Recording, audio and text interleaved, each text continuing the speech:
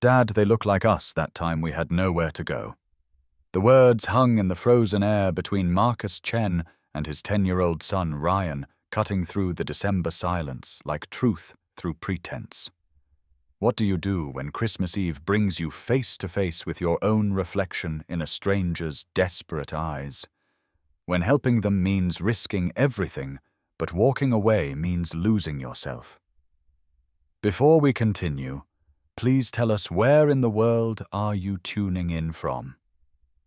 We love seeing how far our stories travel. Marcus's weathered Honda Civic crawled through the community center parking lot. Windshield wipers squeaking their lonely rhythm against the glass. Snow crystals stung like needles in the headlight beams, and the night held its breath, waiting for something to shatter the frozen silence. Beside him, Ryan pressed his small face against the passenger window, his breath fogging the glass as he stared across the empty lot. "That's them, Dad." Ryan whispered, his voice carrying the weight of recognition that only comes from living through your own darkness. "Over there by the wall." Marcus followed his son's gaze, and his heart stopped. 3 figures huddled against the brick wall of the adjacent building. A woman and 2 small children pressed together like they were trying to become one person, their thin coats no match for the bitter Ohio wind that whipped through the empty streets. In that flickering streetlight, Marcus saw something that stopped his world. Not just desperation. Grace. The kind of grace that emerges when you have nothing left but love for your children. The woman couldn't have been more than 30, with straight blonde hair that had clearly once been well kept, but now hung limp around her face like abandoned dreams. Her blue eyes held storms of unshed tears, exhausted yet still fiercely protective. The 2 little girls pressed against her sides were identical twins, maybe 7 years old, with matching curly ginger hair and faces pinched with cold and hunger that spoke of too many empty nights. Marcus felt winter settle into his bones, but not from the cold. This was the chill of recognition, the sharp ache of seeing his own reflection in a stranger's desperation. Christmas Eve. Freezing temperatures and a mother trying to shield her babies from the world with nothing but her own breaking body.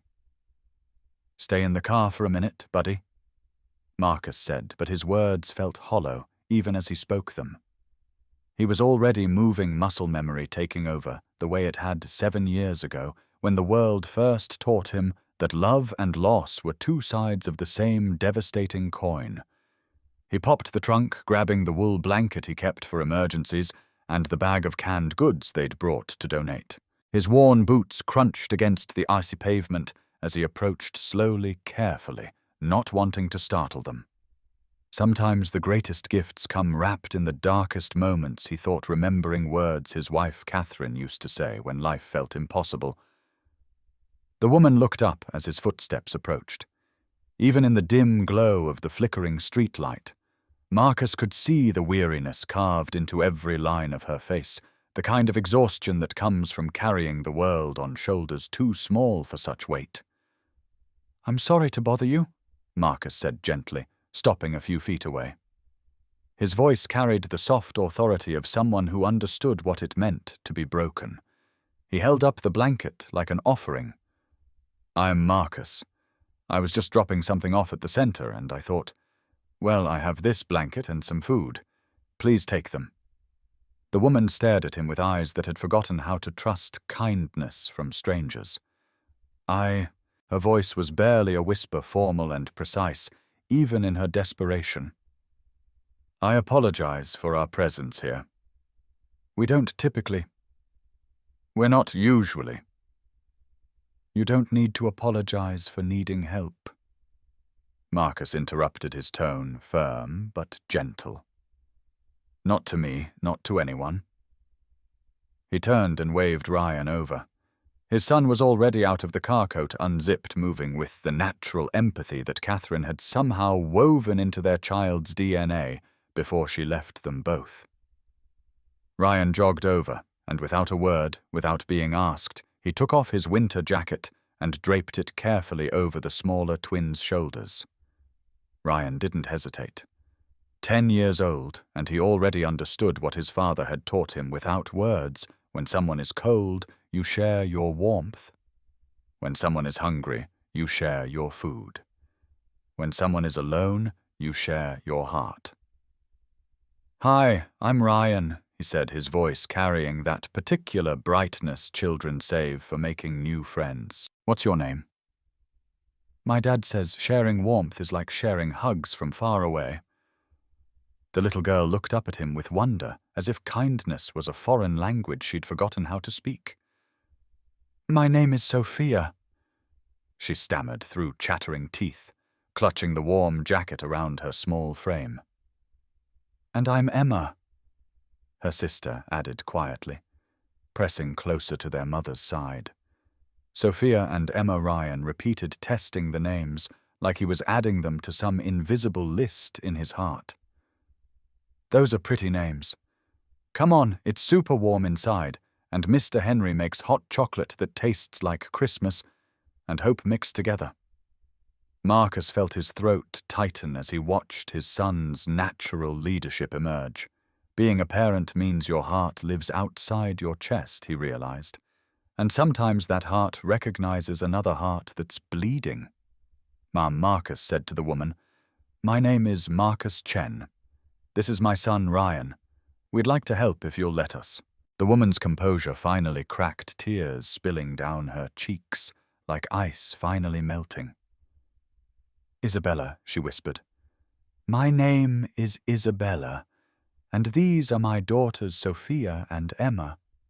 "It's nice to meet you, Isabella," Marcus said, wrapping the blanket around all three of them, tucking it gently around the twins' shoulders. "Now let's get you somewhere warm." The community center's heating unit rattled and hummed like an old man telling stories. But it worked. That was what mattered. The fluorescent lights cast harsh shadows across the common room, but to Marcus, watching Isabella and her daughters step into warmth for the first time in who knew how long, it looked like sanctuary. Henry Rodriguez, the elderly night supervisor who had known Marcus since his own darkest days, looked up from adjusting a space heater in the corner. At 68, Henry had seen every kind of broken that walked through these doors. His weathered face had mapped decades of other people's tragedies and small triumphs, but something about a mother and her children on Christmas Eve hit different. Henry Marcus said quietly, "These folks need some warmth and maybe something to eat." "Can you help?" Henry studied Isabella and the twins with eyes that had learned to see past surface circumstances to the person underneath. He saw a woman whose straight posture spoke of pride even in desperation, whose protective stance over her children revealed a strength that circumstances hadn't managed to break.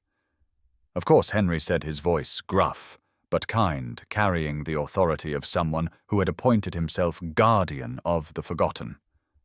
Sit down, I'll be right back." Isabella sank onto the worn couch like her legs had finally given permission to stop carrying impossible weight. Sophia and Emma pressed against her sides, still shivering, despite the warmth beginning to seep into their small bodies. Their matching curly hair caught the light, and Marcus noticed how they moved in unconscious harmony, the way twins do when they've learned to be each other's comfort. "Thank you, Isabella," whispered, and Marcus heard something in her voice, the precision of someone who had once been accustomed to order, to control, to having the right words for every situation. Now she seemed to repeat those two words, like they were the only phrase she remembered how to say. Marcus wrapped the blanket more securely around all three of them, his hands gentle as he tucked it around the twins' shoulders. Sophia looked up at him with eyes that seemed too old for 7 years, while Emma clutched a worn, stuffed rabbit that had clearly seen better days, better homes, better circumstances. "Want to see something cool?" Ryan asked, settling cross-legged on the floor in front of the twins, pulling a quarter from his pocket. "My dad taught me this when I was sad about Mom being in heaven. Want to see something amazing happen?" Both girls nodded shyly, and Marcus felt his heart do something complicated as he watched his son work his small magic. Ryan held up the coin, made it dance between his fingers with the serious concentration of a 10-year-old performer, then made it disappear entirely. "Where did it go?" Sophia whispered her first words, carrying genuine wonder. "It's hiding," Ryan said conspiratorially. "But hiding doesn't mean gone forever. Watch." He reached behind Emma's ear and produced the quarter with a flourish. "See, sometimes things come back when you need them most." Emma giggled, a small, fragile sound like the first bird song after a long winter.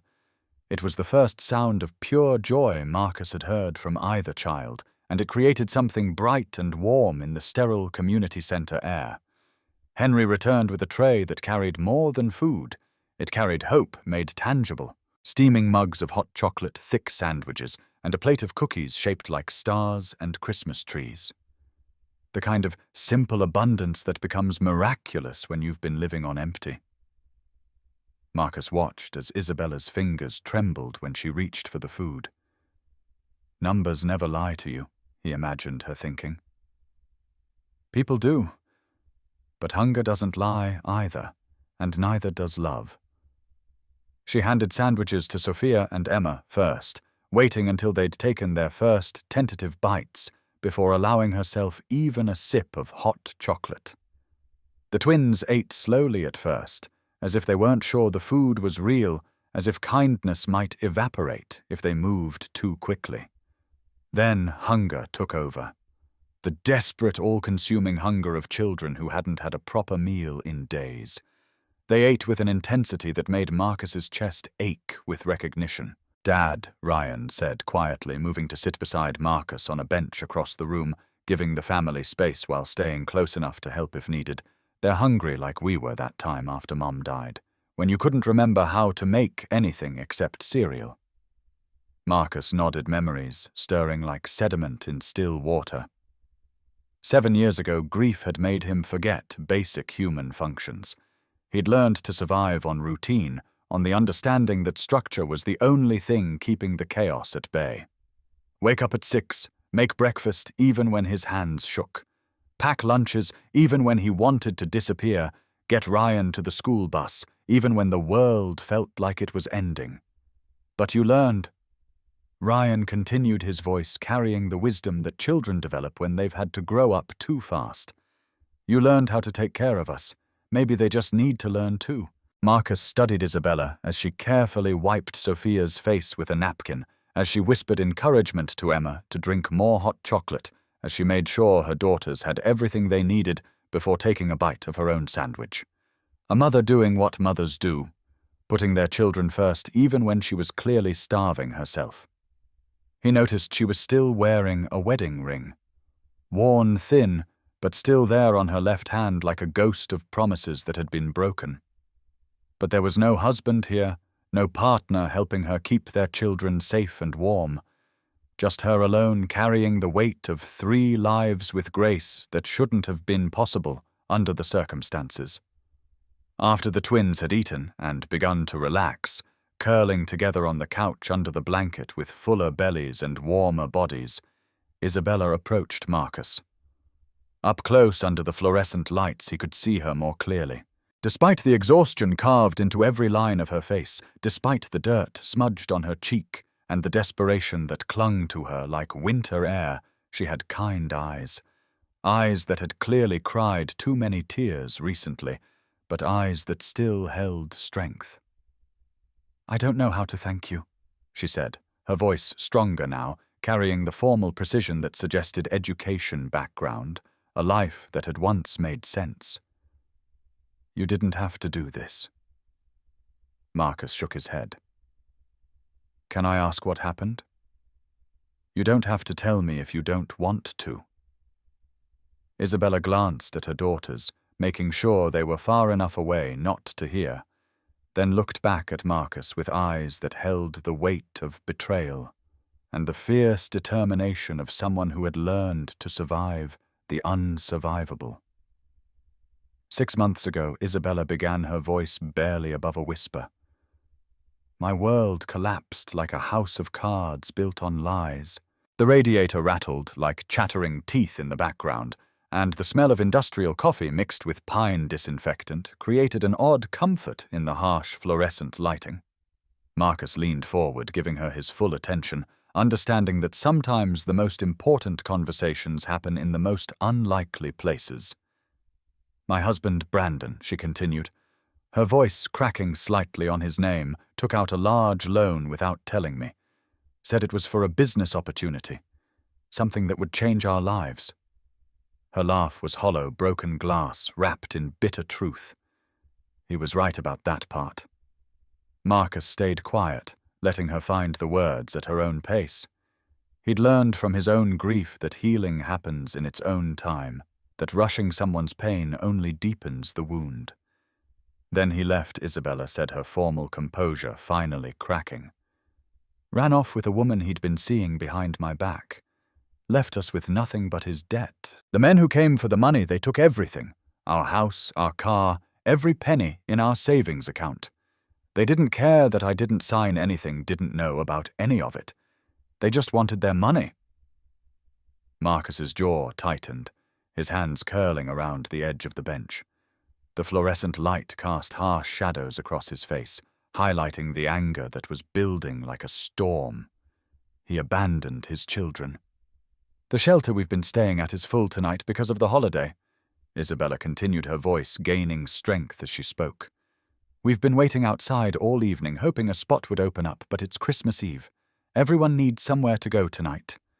She looked at Marcus, then really looked at him, and he saw something in her eyes that he recognized from his own mirror during those first terrible months after Catherine died. Shame.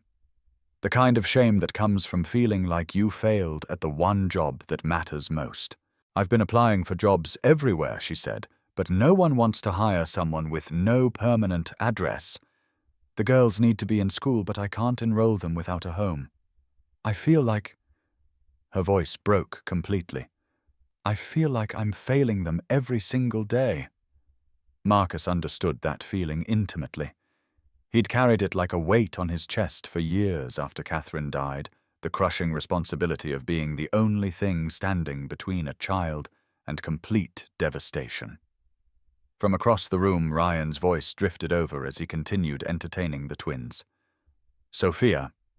Emma, wait till you see my room. I have glow-in-the-dark stars that tell stories, and my dad knows all the best bedtime stories because my mom taught him before she went to heaven. Do you have any family? Marcus asked gently. Isabella shook her head, tears threatening to spill again. My parents passed away when I was young.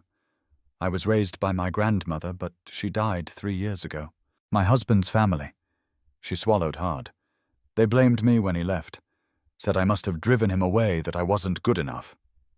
That's not true, Marcus said firmly, the conviction in his voice surprising even him.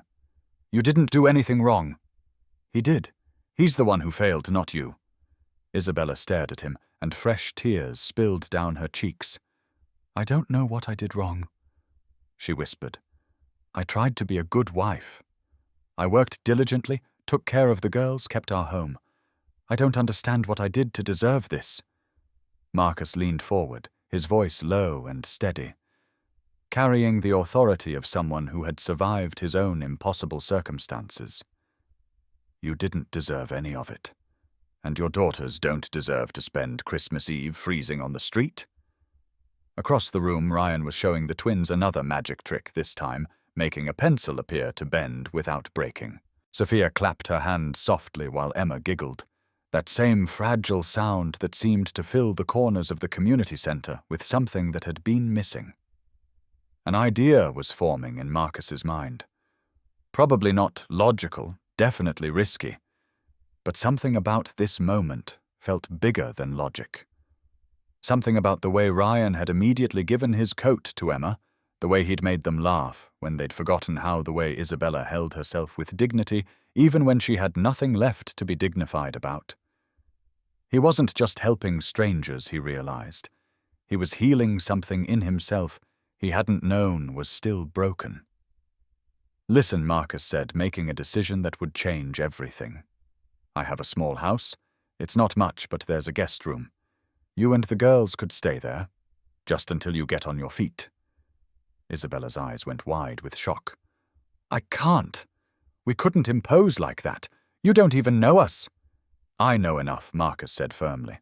He glanced at her daughters, watching them laugh with his son, seeing how naturally they fit into the space Ryan had made for them in his heart. "I know you're a mother trying to protect her children. I know you need help, and I know it's Christmas Eve, and I can't let you go back out into that cold." He paused, feeling something in his chest loosen, a knot he hadn't realized he'd been carrying for 7 years. "I'm a single dad too," he said quietly. "My wife died 7 years ago. I've been raising Ryan alone since he was 3. It's not easy. There were times when I needed help when I didn't think I could make it through another day." Marcus met Isabella's eyes directly. "Someone gave me a chance when I needed it most. Mrs. Henderson brought casseroles every week. Henry here let us use the facilities for free when money was impossibly tight. People were kind when I was drowning." He gestured toward their children, toward Ryan, teaching Sophia and Emma how to make shadow puppets on the wall. "Let me do the same for you." Isabella stared at him like he'd just spoken in a language she didn't understand. "Why would you do this?" "We're strangers." Marcus looked at Ryan, who had both twins laughing now with his silly impressions. His son who had lost his mother but never lost his kindness, who saw people hurting and wanted to help because that's what Marcus had taught him, even when Marcus himself had been drowning in grief. "Because it's the right thing to do," Marcus said simply. "And because nobody should be alone on Christmas. And because kindness is a language even broken hearts can speak fluently." The silence that followed was filled with the sound of children's laughter, the rattle of the old heating system, and the soft whisper of snow against the windows. Isabella looked at her daughters, then back at Marcus, and he saw the exact moment when hope crept back into her eyes, like sunlight after a storm. "Okay," she whispered. "Okay." The drive to Marcus's house passed in contemplative silence, broken only by the soft whisper of Ryan's voice as he continued entertaining the twins in the back seat. Isabella sat in the passenger seat, clutching a small backpack that contained everything she and her daughters owned: 2 changes of clothes, a few books, and the worn stuffed rabbit that Emma refused to leave behind. Marcus's home was a modest 2-bedroom ranch with chipped paint and a front porch that sagged slightly on one side, but to Isabella, staring at it through the frost-covered windshield, it looked like salvation. The windows glowed with warm yellow light, and Marcus had left the porch light on. Small details that spoke of a life lived with intention, of someone who came home to a place that welcomed him back. "It's perfect, Isabella," whispered, and Marcus heard something in her voice that made his chest tighten with emotion he wasn't ready to name. Inside the house breathed with 7 years of memories. Every scuffed floorboard told a story of bedtime races to brush teeth. Every crayon mark on the wall whispered of Ryan's growing imagination, and a father who chose love over perfect walls. The living room held worn furniture that had been chosen for comfort rather than style. A Christmas tree in the corner decorated with handmade ornaments that Ryan had crafted in elementary school over the years. Nothing fancy, nothing impressive, but it was safe. More than safe. It was home in the way that only comes from love lived daily in ordinary moments. "The guest room is here," Marcus said, leading them down the narrow hallway. The small room had been used mostly for storage, boxes of Catherine's things he couldn't bear to throw away, old tax documents, Ryan's outgrown clothes stacked in neat piles. "I'll clear out some space tonight. For now, Ryan can sleep on the couch, and you and the girls can take his room." "No, please." Isabella protested immediately, her accounting mind automatically calculating the imposition. "We can't take his room. We can sleep anywhere on the floor on the couch." But Ryan was already gathering his favorite stuffed animals from his bed, moving with the purposeful energy of a child who had found his mission. "It's okay," he announced cheerfully. "I like camping on the couch, and Sophia and Emma need my room more than me tonight. Besides," he added, holding out his stuffed dinosaur to Sophia, "you can borrow Rex tonight. He's really good at keeping nightmares away. My mom gave him to me before she went to heaven, and he's never let me down." Marcus felt his throat grow tight with pride as he watched his son's generous heart in action. Sophia took the dinosaur carefully, hugging it to her chest like she was afraid it might disappear. "Thank you," she whispered, and Marcus heard in those 2 words the sound of a child learning to trust again. Later that night, after the twins had fallen asleep in Ryan's bed with full bellies and warm bodies, for the first time in days, Isabella found Marcus in the kitchen. He was making tea because that's what Catherine used to do when she needed to think, when the world felt too big and complicated for simple solutions. It was one of 1,000 small habits he'd kept alive, trying to hold on to pieces of her even as he learned to live without her. "I don't know how to thank you," Isabella said softly. Accepting the mug he offered, her fingers trembled slightly as she wrapped them around the warm ceramic. "You don't have to," Marcus replied. "Just get some rest. Tomorrow we'll figure out the next steps. There's a hiring manager at the bottling plant where I work who owes me a favor, and I know the principal at the elementary school. We can get the girls enrolled." Isabella's accounting mind immediately began calculating debts and obligations. "I'll pay you back, every cent. As soon as I can work, I'll contribute to groceries, rent, everything. I promise." "Let's just take it one day at a time," Marcus said gently, recognizing the familiar need to create order from chaos, to make plans when everything felt uncontrollable. They stood in comfortable silence for a moment, sipping their tea. Marcus studied Isabella in the soft kitchen light, noting the tired lines around her eyes, the way she held herself like she was expecting another blow to fall at any moment. But he also saw strength in the straight line of her spine, determination in the way she lifted her chin when she spoke about her daughters. "You really raised Ryan alone?" Isabella asked. Marcus nodded, feeling the familiar ache in his chest. Duller now after 7 years, but never fully gone. It wasn't easy. Still isn't. But you do what you have to do for your kids. Your wife. What happened? The question he'd learned to answer without falling apart, though it still required conscious effort. Heart condition we didn't know about. She was playing with Ryan in the backyard one afternoon, teaching him to blow dandelion wishes. One moment she was laughing, telling him that wishes only work if you believe in them completely. The next moment she was gone. No warning, no chance to say goodbye. "I'm so sorry," Isabella whispered, her formal precision softening into genuine empathy. "Thank you," Marcus said, then looked at her directly. "You have your daughters, and from what I've seen tonight, you're an incredible mother. That man was a fool to leave you." Isabella's eyes filled with tears again, but this time she didn't look away. "Why are you being so kind to us? We're strangers. You don't know what kind of people we are, what kind of trouble we might bring into your life." Marcus thought about that question about Catherine's death and the dark year that followed.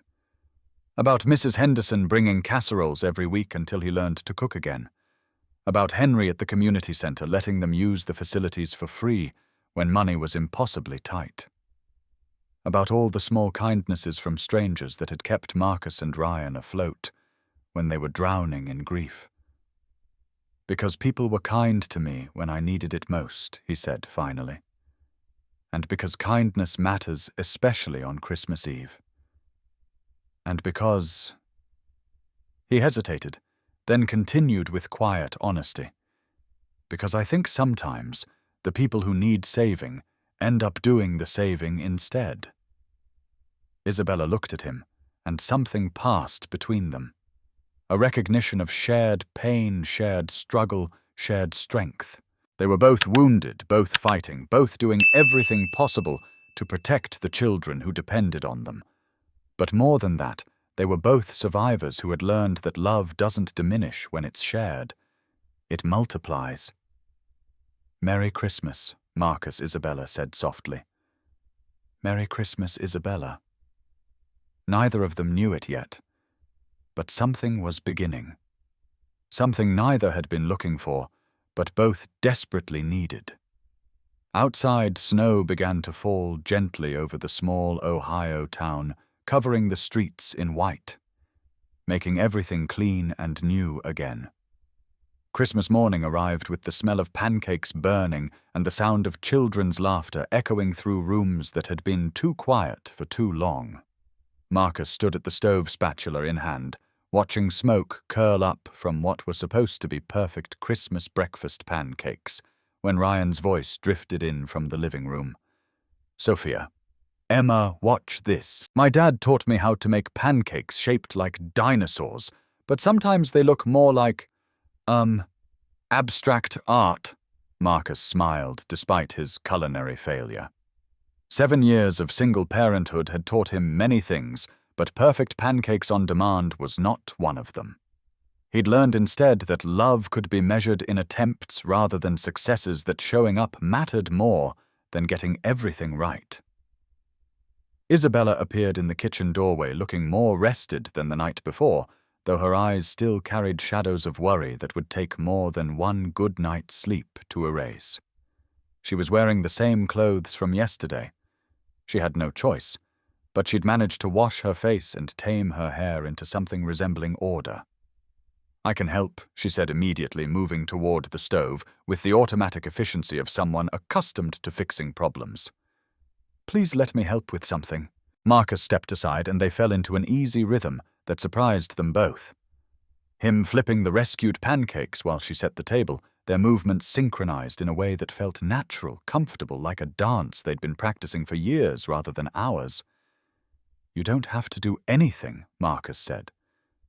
As he watched her fold napkins with precise corners, her accounting background evident even in the smallest tasks. "Yes, I do," Isabella replied firmly. "I need to feel useful. I need to feel like I'm contributing something other than problems." Over breakfast, Ryan chattered endlessly about his plan to teach Sophia and Emma how to draw dinosaurs, his excitement infectious as he described elaborate art projects and adventures they could have. The twins were quiet but watchful occasionally, venturing small comments when Ryan's enthusiasm drew them in despite their caution. "My dad knows everything about dinosaurs," Ryan announced proudly, syrup sticky on his chin, "and he makes the best bedtime stories." Well, except for Mom. Mom's stories were the best, but Dad learned how to tell them the way she did. Marcus felt the familiar twist in his chest at the casual mention of Catherine, but it was softer now, mixed with warmth at Ryan's matter-of-fact acceptance of their life. "Can you tell us a story tonight?" Sophia asked quietly, her first direct question to Marcus. "I'd like that," Marcus replied, and meant it. After breakfast, when the children were occupied in the living room with Ryan's extensive collection of building blocks, Isabella approached Marcus with the serious expression he was beginning to recognize as her thinking face. "I need to be honest with you," she said, her voice carrying that formal precision that seemed to be her default when discussing practical matters. "I don't have much work experience beyond bookkeeping and managing accounts. Before I got married, I ran a small accounting firm with my grandmother, but that was years ago, and after the girls were born, Brandon insisted I stay home." "Can you work with numbers?" Marcus asked. "Yes, I'm actually really good with budgets and financial organization. Numbers make sense to me. They follow rules, they don't lie. They add up the way they're supposed to." Unlike people, her tone implied.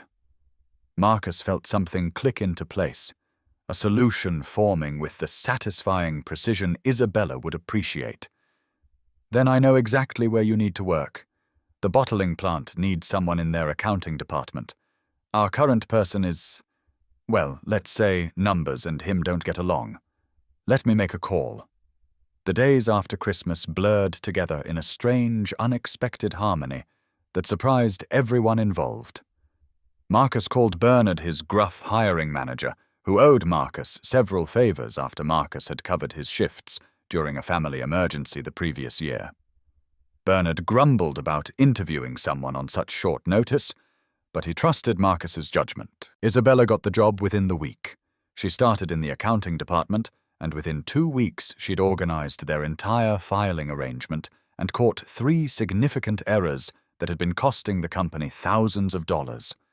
Her precise mind found patterns where others saw chaos created order from the mess that her predecessor had left behind. Bernard pulled Marcus aside one day during lunch break, his weathered face showing something approaching respect. "Where did you find her?" "She's brilliant. Best hire we've made in years. That woman can make numbers dance." Marcus felt pride surge through him. Not the kind of pride you feel for yourself, but the deeper kind you feel when someone you care about succeeds. Care about? The thought caught him off guard, but it lingered, refusing to be dismissed. Isabella insisted on contributing to household expenses as soon as her first paycheck arrived. Marcus tried to refuse, but she was stubborn about it, her pride requiring some form of payment for the sanctuary he'd provided. "You've already given us everything," she said, firmly standing in his kitchen with her first paycheck in her hand like a declaration of independence. "Please let me do this. Let me feel like I'm not just taking."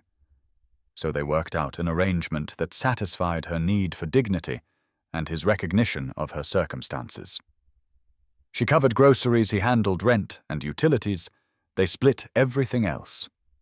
It was practical, sensible, and it felt like the beginning of something that neither was quite ready to name. The house began to change, to feel different in ways that had nothing to do with furniture or decoration, and everything to do with the presence of more life, more laughter, more love lived daily in small moments. The twins' laughter echoed through rooms that had been too quiet for too long. Sophia drew pictures that Isabella taped to the refrigerator with the pride of someone who finally had a place to display her daughter's art. Emma sang little songs while coloring at the kitchen table, her voice soft but growing stronger each day. Ryan thrived in his new role as big brother, teaching the girls his favorite games, showing them his collection of rocks and feathers, protecting them with the fierce loyalty that children reserve for those they've chosen as family. He helped them with homework, shared his toys without being asked, and included them in everything, as if they'd always been part of his life. Family dinners became routine, Marcus cooking, while Isabella helped the children with homework. All of them sitting around the small kitchen table, talking about their days, making plans for the weekend, creating the kind of ordinary moments that build a life worth living. It felt natural. It felt right. It felt like healing. Marcus caught himself watching Isabella sometimes, the way she laughed at Ryan's terrible jokes, throwing her head back with genuine delight. The way she bit her lower lip when concentrating on a budget spreadsheet, her forehead creased in concentration. The way she tucked her hair behind her ear when she was nervous, a gesture so unconscious and natural that it made something in his chest flutter. One evening they were washing dishes together after dinner. Marcus washing Isabella, drying their hands, occasionally brushing as she reached for plates. The touch was electric, brief, but unmistakable, sending warmth up Marcus's arm that had nothing to do with the hot dishwater. Isabella felt it too. He could tell by the way she froze for just a moment, her breath catching almost inaudibly, her eyes meeting his in a look that lasted a heartbeat too long before they both looked away. "Sorry," Marcus mumbled, suddenly aware of how small his kitchen was, how close they were standing. "It's okay," Isabella said quietly, but the air between them had shifted, charged with something neither was quite ready to acknowledge. That night, after Isabella had tucked the twins into Ryan's bed, and Ryan had settled on the couch with the contentment of a child whose world made sense, Marcus found himself thinking about the moment in the kitchen. about the way Isabella's presence had changed not just the practical aspects of his life, but something deeper. The house felt fuller, yes, but more than that. His heart felt fuller too. For the first time in 7 years, Marcus Chen was beginning to remember what it felt like to hope for something beyond simple survival. 2 months passed like pages in a book being written by people who had forgotten they knew how to dream. Spring began its tentative push against winter's grip, and with it came changes that Marcus and Isabella were both noticing, but neither quite ready to discuss. The morning routines had evolved into something that looked suspiciously like family life. Marcus would wake first, start the coffee, and begin breakfast while Isabella helped the girls get dressed and ready for school. Ryan, taking his role as big brother seriously, would pack extra snacks in Sophia and Emma's backpacks and walk them to their classroom before heading to his own. The local elementary school principal, Mrs. Chen, no relation despite the shared name, had been remarkably helpful in getting the twins enrolled. She'd bent several rules about permanent addresses and documentation, seeing past the paperwork to the children who needed stability and education. Sometimes she'd told Marcus privately, the best thing we can do is choose to see what children need rather than what the regulations require. Sophia and Emma flourished in their new school environment. Sophia discovered a talent for art that her teacher encouraged with extra supplies and after-school opportunities. Emma found her voice in the school choir, her soft singing gaining confidence as she realized people wanted to hear what she had to offer. At home, Isabella was transforming too. The desperate woman Marcus had found on Christmas Eve was being replaced by someone confident, competent, valued. Her work at the bottling plant had earned her a promotion and a significant raise. She'd reorganized not just the accounting department, but several other operational procedures that were saving the company substantial money each month. She's got a mind like a steel trap, Bernard told Marcus one afternoon. Nothing gets past her, and she makes everything better just by looking at it. You did us a favor bringing her in. But it was the smaller changes that Marcus noticed most. The way Isabella laughed more easily now, the way her shoulders didn't carry the constant tension of someone expecting the next disaster. The way she'd started buying little things for the house, fresh flowers for the kitchen table, better coffee for the morning's art supplies, so she could draw with the children in the evenings. She was nesting, Marcus realized, making their temporary arrangement feel more like home. One Saturday afternoon, Marcus found Isabella in the guest room, which had somehow transformed from a storage space into something that looked lived in and comfortable. She was organizing old paperwork, trying to rebuild her credit and make sense of the financial disaster Brandon had left behind. "How's it going?" Marcus asked, leaning against the doorframe. Isabella looked up from a stack of bank statements, frustration clear on her face. "Nothing adds up," she said, pushing her hair behind her ear in that gesture Marcus had learned to recognize. The amounts, the dates, the signatures. Something's not right about any of this. "What do you mean?" "I mean, I've been over these documents 100 times, and the story doesn't make sense. The loan Brandon supposedly took out the payments that were supposedly due. Look at this." She handed him a bank statement. "This signature. It's supposed to be mine, but I never signed this document. I never even saw it until after Brandon left." Marcus studied the paper, noting the differences Isabella was pointing out. "You think it's forged? I know it's forged. The question is why?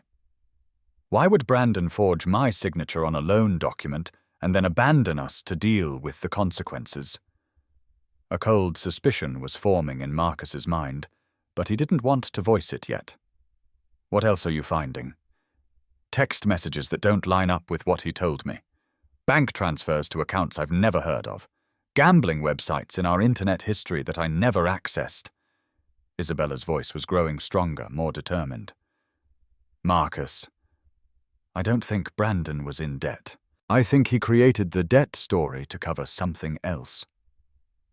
Such as stealing money and making it look like we were victims of his poor financial decisions instead of victims of his fraud." Marcus sat down beside her on the floor, surrounded by the paper trail of Isabella's destroyed life. But instead of looking defeated, she looked fierce, angry, determined. "What do you want to do about it?" he asked. Isabella met his eyes directly, and Marcus saw something in her expression that made his heart race. Not fear or desperation, but strength. Raw, powerful, unbreakable strength. "I want to find him," she said. "I want him to know that I figured it out. And I want back what he stole from my daughters." That evening, after the children were asleep, Marcus and Isabella sat at the kitchen table with coffee, and Isabella's collected evidence spread between them. The documents told a story of deliberate deception, of a man who had planned his exit strategy, while his wife believed they were building a life together. "He's living 2 towns over, Isabella," said, sliding a printed page across the table. "I found his address through an old mutual friend who didn't know the whole story. He's not hiding. He thinks he got away with it." Marcus studied the address, then looked at Isabella's determined face. "This isn't just about money, Isabella. This is fraud. You could press charges, involve the police." "I don't want lawyers and courts." Isabella interrupted, her eyes blazing. "I want to look him in the face. I want him to know that the woman he thought he destroyed is stronger than he ever imagined. And yes, I want what he stole from my daughters." Marcus saw something in her expression that filled him with admiration, and something deeper, something that felt suspiciously like love. "Then we go tomorrow," he said. "But Isabella, you're not doing this alone." She reached across the table and took his hand, her fingers strong and warm against his. "Why?" she asked quietly. "Why are you willing to do this for us?"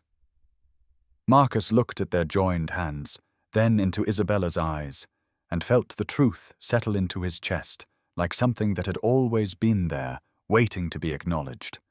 "Because somewhere along the way your fight became my fight. Your daughters became my daughters. Your happiness became something I need, like I need air." He paused, then continued with quiet intensity. "Because I care about you, Isabella. More than I thought I'd ever care about anyone again." The silence that followed was filled with possibility, with the recognition that they had moved far beyond temporary arrangements and practical solutions into something that looked remarkably like love. Outside, spring rain began to fall, washing away the last traces of winter and making everything clean and new again. The next morning dawned crisp and clear, with the kind of spring sunshine that made everything look possible. Marcus woke to the familiar sound of chaos that had become his favorite morning symphony. Sophia was singing in the shower with the unconscious joy of someone who had never learned to doubt whether her voice was worth hearing. Emma was practicing spelling words aloud while getting dressed, her voice carrying the determined concentration of a child who approached every challenge as a puzzle to be solved. Ryan was moving through his morning routine with the efficient grace of a 15-year-old who had learned to manage his own responsibilities while still keeping an eye on his younger sisters. The morning chaos no longer surprised visitors to the Chen household. Mrs. Henderson, now a permanent fixture for Sunday dinners and emergency babysitting, had declared that their house sounded like happiness looked when it decided to take up residence somewhere permanently. Marcus found Isabella in the kitchen, as he did every morning, coffee already started and breakfast taking shape with the easy efficiency of someone who had found her rhythm in all things. She was wearing scrubs. Her promotion to Director of Financial Operations at the Regional Medical Center had come with better hours and the satisfaction of work that directly helped people, and her hair was pulled back in the practical ponytail of someone who had places to be and people counting on her. "Good morning, husband," she said without turning around, but Marcus could hear the smile in her voice. "Good morning, wife," he replied, settling into the routine that had become precious precisely because it was routine. "Big day today, board meeting at 10, budget review at 2, and Sophia's art show at school this evening. Isabella recited flipping pancakes with the competence that had replaced Marcus's former breakfast disasters. Emma has choir practice after school, and Ryan has a basketball game that we absolutely cannot miss because he's starting point guard now. Marcus poured coffee for both of them, marveling as he did every morning at the beautiful complexity of their lives. 5 schedules to coordinate 3 children's needs, to anticipate 2 careers, to balance 1 family, to nurture through all of it. "I love our chaos," he said, meaning it completely. Even when Emma loses her library book and Sophia can't find her art supplies and Ryan needs his jersey washed at the last minute, Isabella asked, though she was laughing. Especially then, Marcus said, because it was true. The crises were proof of investment evidence that they all cared enough about each other's lives to be inconvenienced by them. The children arrived in the kitchen like a small storm system, all motion and energy and competing demands for attention. Ryan grabbed toast while checking his phone for messages from teammates. Sophia examined her pancakes critically, arranging them into a pattern that satisfied her artistic sensibilities.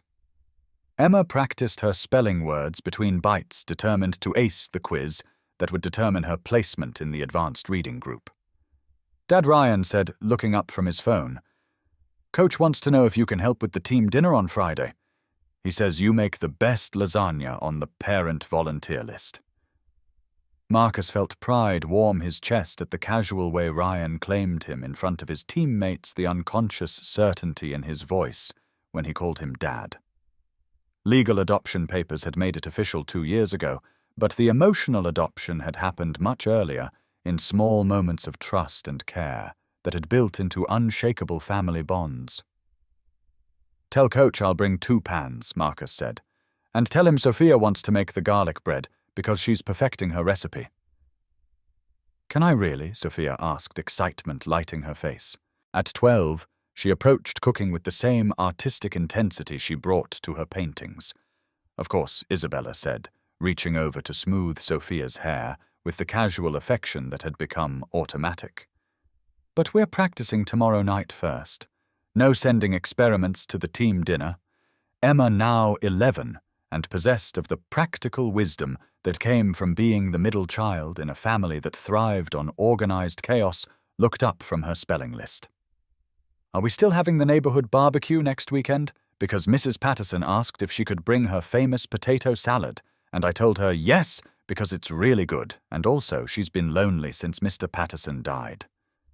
Marcus and Isabella exchanged a look over the children's heads, one of those married couple conversations that happened without words. They had become the family that neighbors turned to for celebrations, and support the house where extra children appeared for dinner without advanced notice, the people others called when they needed help, or just needed to not be alone. It was exactly what Catherine would have wanted, Marcus thought. She had believed that love expanded to fill whatever space you made for it, that the best families were the ones that kept their doors and their hearts open to whoever needed shelter. "Absolutely," Isabella said. "And Emma, that was very thoughtful of you to think about Mrs. Patterson. She's been helping us with our garden, so it's nice that we can help her feel included in our celebrations." The morning continued with the beautiful chaos that had become their normal backpacks gathered, lunch money distributed, last-minute homework, questions answered, schedules confirmed and reconfirmed. Marcus and Isabella moved around each other in the kitchen with the synchronized efficiency of people who had learned to make their partnership look effortless even when it required constant attention and care. At the door, as everyone gathered coats and checked that they had everything they needed for the day ahead, Ryan turned back to his parents with the serious expression he wore when something was important. "Mom, Dad," he said, using the titles that had become natural and precious over time. "I just wanted you to know that Jessica Morrison's parents are getting divorced, and she's been really sad about it. So I invited her to come to our barbecue next weekend. Is that okay?" Isabella felt tears threaten at the casual kindness in Ryan's voice, the way he had internalized their family's values without being lectured about them. "Of course that's okay," she said. "Should we call her parents and make sure they know she's invited?" I already gave her your phone number, Ryan said with the confidence of someone who knew his family would always make room for one more. She's going to have her mom call you. As the children dispersed to their various destinations and Marcus headed off to his shift at the bottling plant, now as a supervisor training new employees in the safety procedures he'd helped develop, Isabella sat in her car for a moment before driving to work. She thought about the woman she'd been 4 years ago, desperate and broken, and convinced that her story was ending in the worst possible way. She thought about the children they'd all been then, Ryan lonely despite his father's love, Sophia and Emma scared and uncertain about where they belonged. Now Ryan was a confident teenager who invited lonely classmates to family gatherings without checking first because he knew his parents would say yes. Sophia was a young artist who approached every challenge with creative problem-solving and unshakable confidence in her own abilities. Emma was a thoughtful 11-year-old who noticed when neighbors were lonely and took action to include them in community celebrations. They had all become the people they were meant to be. Isabella realized not in spite of the difficulties they'd faced, but because those difficulties had taught them what really mattered. 3 weeks later, Marcus's alarm clock had become optional. He woke instead to the sound of Sophia singing softly in the shower, Emma practicing spelling words aloud while getting dressed, and Isabella moving quietly around the kitchen, starting coffee and packing lunches with the efficient grace of someone who had found her rhythm. The bottling plant had offered Isabella a permanent position, with benefits a recognition of the value she'd brought to their operations in such a short time. She'd negotiated not just for herself, but for Marcus too, suggesting process improvements that had resulted in both of them receiving small but meaningful raises. She's got a mind like a chess player, Bernard had told Marcus approvingly. Always thinking 3 moves ahead.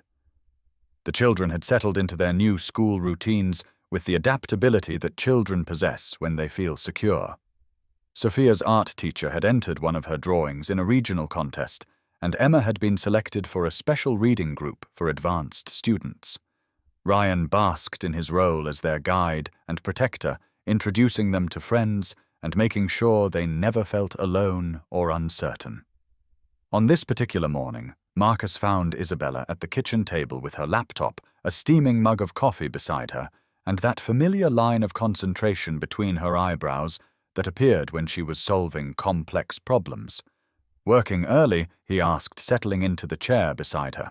"I've been thinking about those documents," she said, without looking up from the screen. "About Brandon and what he really did to us. I did some research last night about loan fraud, about how people cover up embezzlement by making it look like debt." Marcus poured himself coffee and studied her profile. Over the past few weeks, he'd watched Isabella transform from someone who reacted to circumstances to someone who anticipated and planned for them.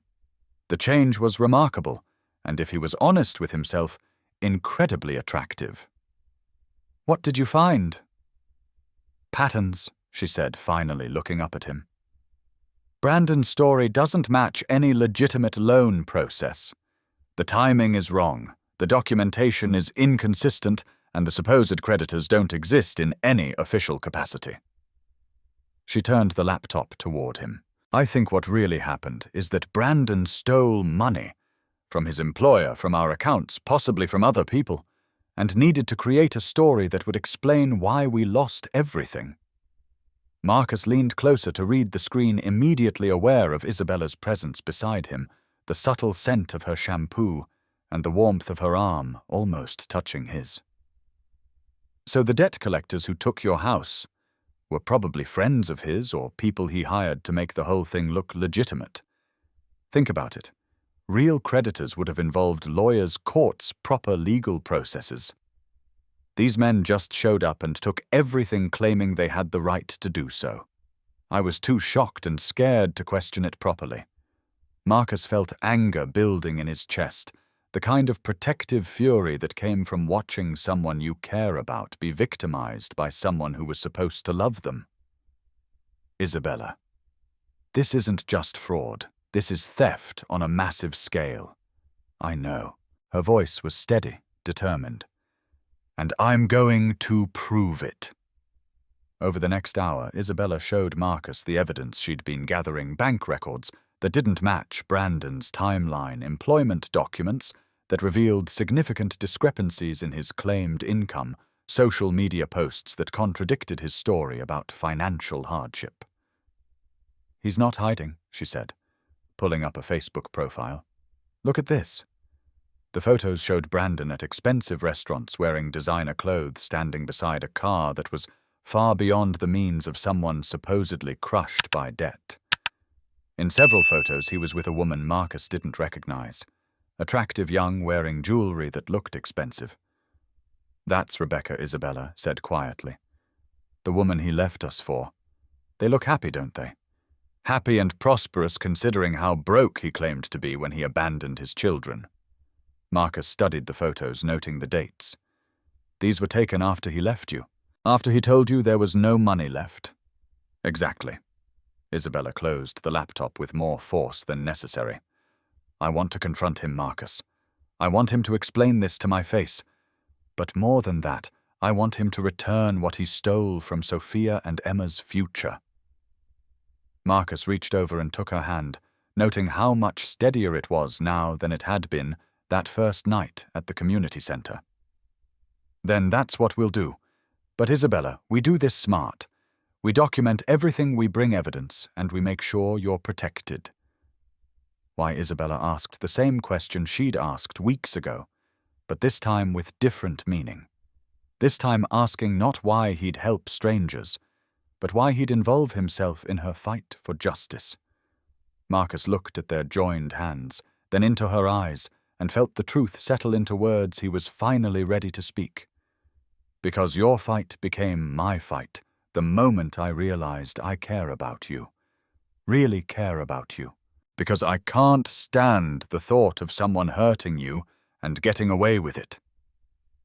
Something shifted in Isabella's expression, a softening around her eyes that made Marcus's heart race. But before either of them could explore the moment further, the sound of children's footsteps thundered down the hallway. "Dad," Isabella Ryan called out. "Sophia can't find her other shoe, and Emma needs help with her hair, and the bus comes in 10 minutes coming." Isabella called back, but she squeezed Marcus's hand before letting go. "Tonight," she said quietly. "Tonight we'll talk about what happens next." Marcus nodded, understanding that she meant more than just their plan to confront Brandon. Tonight they would talk about the feelings that had been building between them, about the possibility that their temporary arrangement had become something neither of them wanted to be temporary anymore. As Isabella hurried to help the girls and Marcus gathered his things for work, he realized that somewhere in the space between morning coffee and children's crisis, between shared glances and joined hands, they had crossed an invisible line into something that felt like forever. That evening, after homework was completed and the children were settled in the living room with a movie that would occupy them for at least 90 minutes, Marcus and Isabella found themselves alone in the kitchen again. It had become their space, the place where important conversations happened over coffee and quiet honesty. Isabella had changed out of her work clothes into jeans and a soft sweater that made her eyes look even more blue. Her hair was loose around her shoulders, and Marcus noticed that she'd put on lipstick, a small detail that made his pulse quicken with the possibility that this conversation might go places they'd been circling around for weeks. "I called an old friend today," Isabella said, settling into the chair across from him. "Someone who works in financial crimes investigation. I explained the situation without naming names, just wanted to understand what our options might be. And she said what Brandon did sounds like a classic case of financial abuse and fraud. She also said that if we can prove it, there could be criminal charges beyond just recovering the money." Isabella's voice carried a satisfaction that spoke of someone who had found the tools to fight back. "But she also warned me that men like Brandon don't usually go down without a fight. Exposing him could get ugly." Marcus studied her face, seeing the determination there, but also understanding the weight of what she was considering. "Are you prepared for ugly? I'm prepared for whatever it takes to make sure he can't do this to someone else, Isabella said firmly. But Marcus, you don't have to be part of this. You've already done more than enough for us. This isn't your battle. Marcus leaned forward, his voice carrying the quiet intensity that meant he was about to say something important. Isabella, look around this house. Look at Ryan with Sophia and Emma. Look at how you fit into our lives, how we fit into yours. This stopped being just about helping someone in need weeks ago. What are you saying? Marcus took a breath, knowing that once he spoke these words, there would be no taking them back. I'm saying that I've fallen in love with you. Not the idea of having help with Ryan, not gratitude for your presence in our lives, but you. The way you approach every problem like a puzzle to be solved. The way you make sure everyone else is taken care of before you take care of yourself. The way you've taught my son what it looks like to be part of a real family. Isabella's eyes filled with tears, but she didn't look away. Marcus, I'm saying that when I imagine our future, you and Sophia and Emma are in every picture. I'm saying that your battle became mine the moment you became mine, even if I was too scared to admit it before now. Isabella reached across the table and took both of his hands in hers. I was so afraid, she whispered. Afraid that this was too good to be true, that you'd realize we were too much trouble, too complicated. Isabella. Listen to me, Marcus said, his voice gentle but firm. You didn't just accept help from us, you saved us too. This house was so quiet before you came. Ryan and I were surviving, but we weren't really living. You brought life back into these walls. Tears spilled down Isabella's cheeks, but she was smiling. I love you too, she said softly. I've loved you since that night you made me tea and told me I wasn't failing my daughters.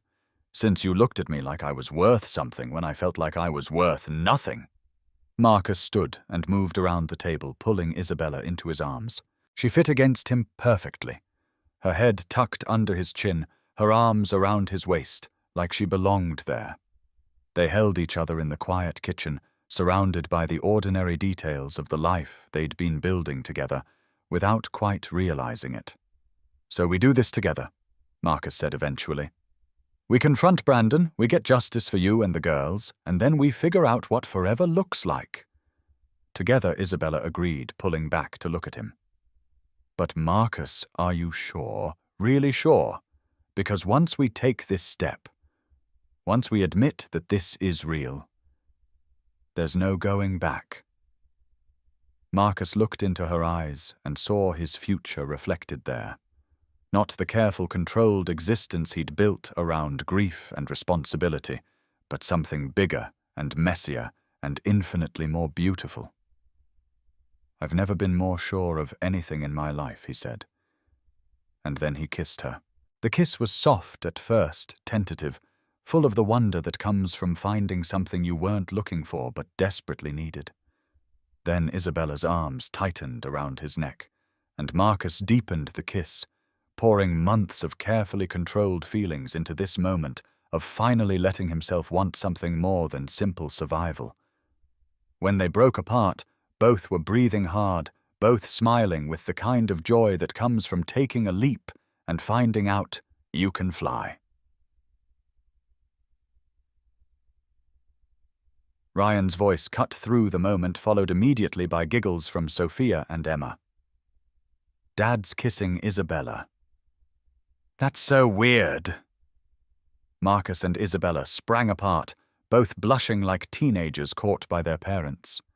In the doorway stood all three children, wearing expressions that ranged from Ryan's theatrical disgust to the twins' delighted fascination. Are you going to marry our mom? Sophia asked, with the directness that children employ when adults are being unnecessarily complicated. Are we going to be a real family? Emma added hopefully. Marcus looked at Isabella, seeing his own thoughts reflected in her expression. They'd been so focused on taking things slowly, on making sure the children were comfortable with the changes that they hadn't realized the children were already far ahead of them. Would you like that? Isabella asked gently. If Marcus and I got married, if we all became one family officially. Yes, all three children shouted in unison, then dissolved into giggles and excited chatter about weddings and families and all the possibilities that had suddenly opened up before them. Later that night, after the children had finally settled down enough to go to bed, and the house was quiet again, Marcus and Isabella sat on the front porch sharing a cup of tea and watching stars emerge in the clear spring sky. Tomorrow we confront Brandon, Isabella said quietly. Tomorrow we close the door on that part of my life forever. Tomorrow we start the next chapter. Marcus agreed. All of us. Isabella leaned against his shoulder, and Marcus wrapped his arms around her, marveling at how natural it felt, how right. 6 months ago he'd been a man, focused on simple survival, on getting through each day without falling apart. Now he was someone with a future worth planning for, a love worth fighting for, a family worth building. Thank you, Isabella whispered against his chest. For what? For seeing us when we were invisible, for believing we were worth saving when I wasn't sure we were worth anything. Marcus tightened his arms around her, breathing in the scent of her hair and the promise of all their tomorrows. Thank you for letting us save you, for saving us right back, for teaching me that love doesn't diminish when it's multiplied. It just gets stronger.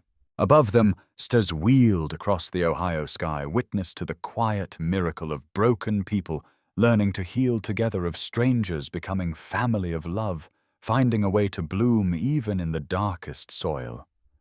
Tomorrow would bring confrontation and closure.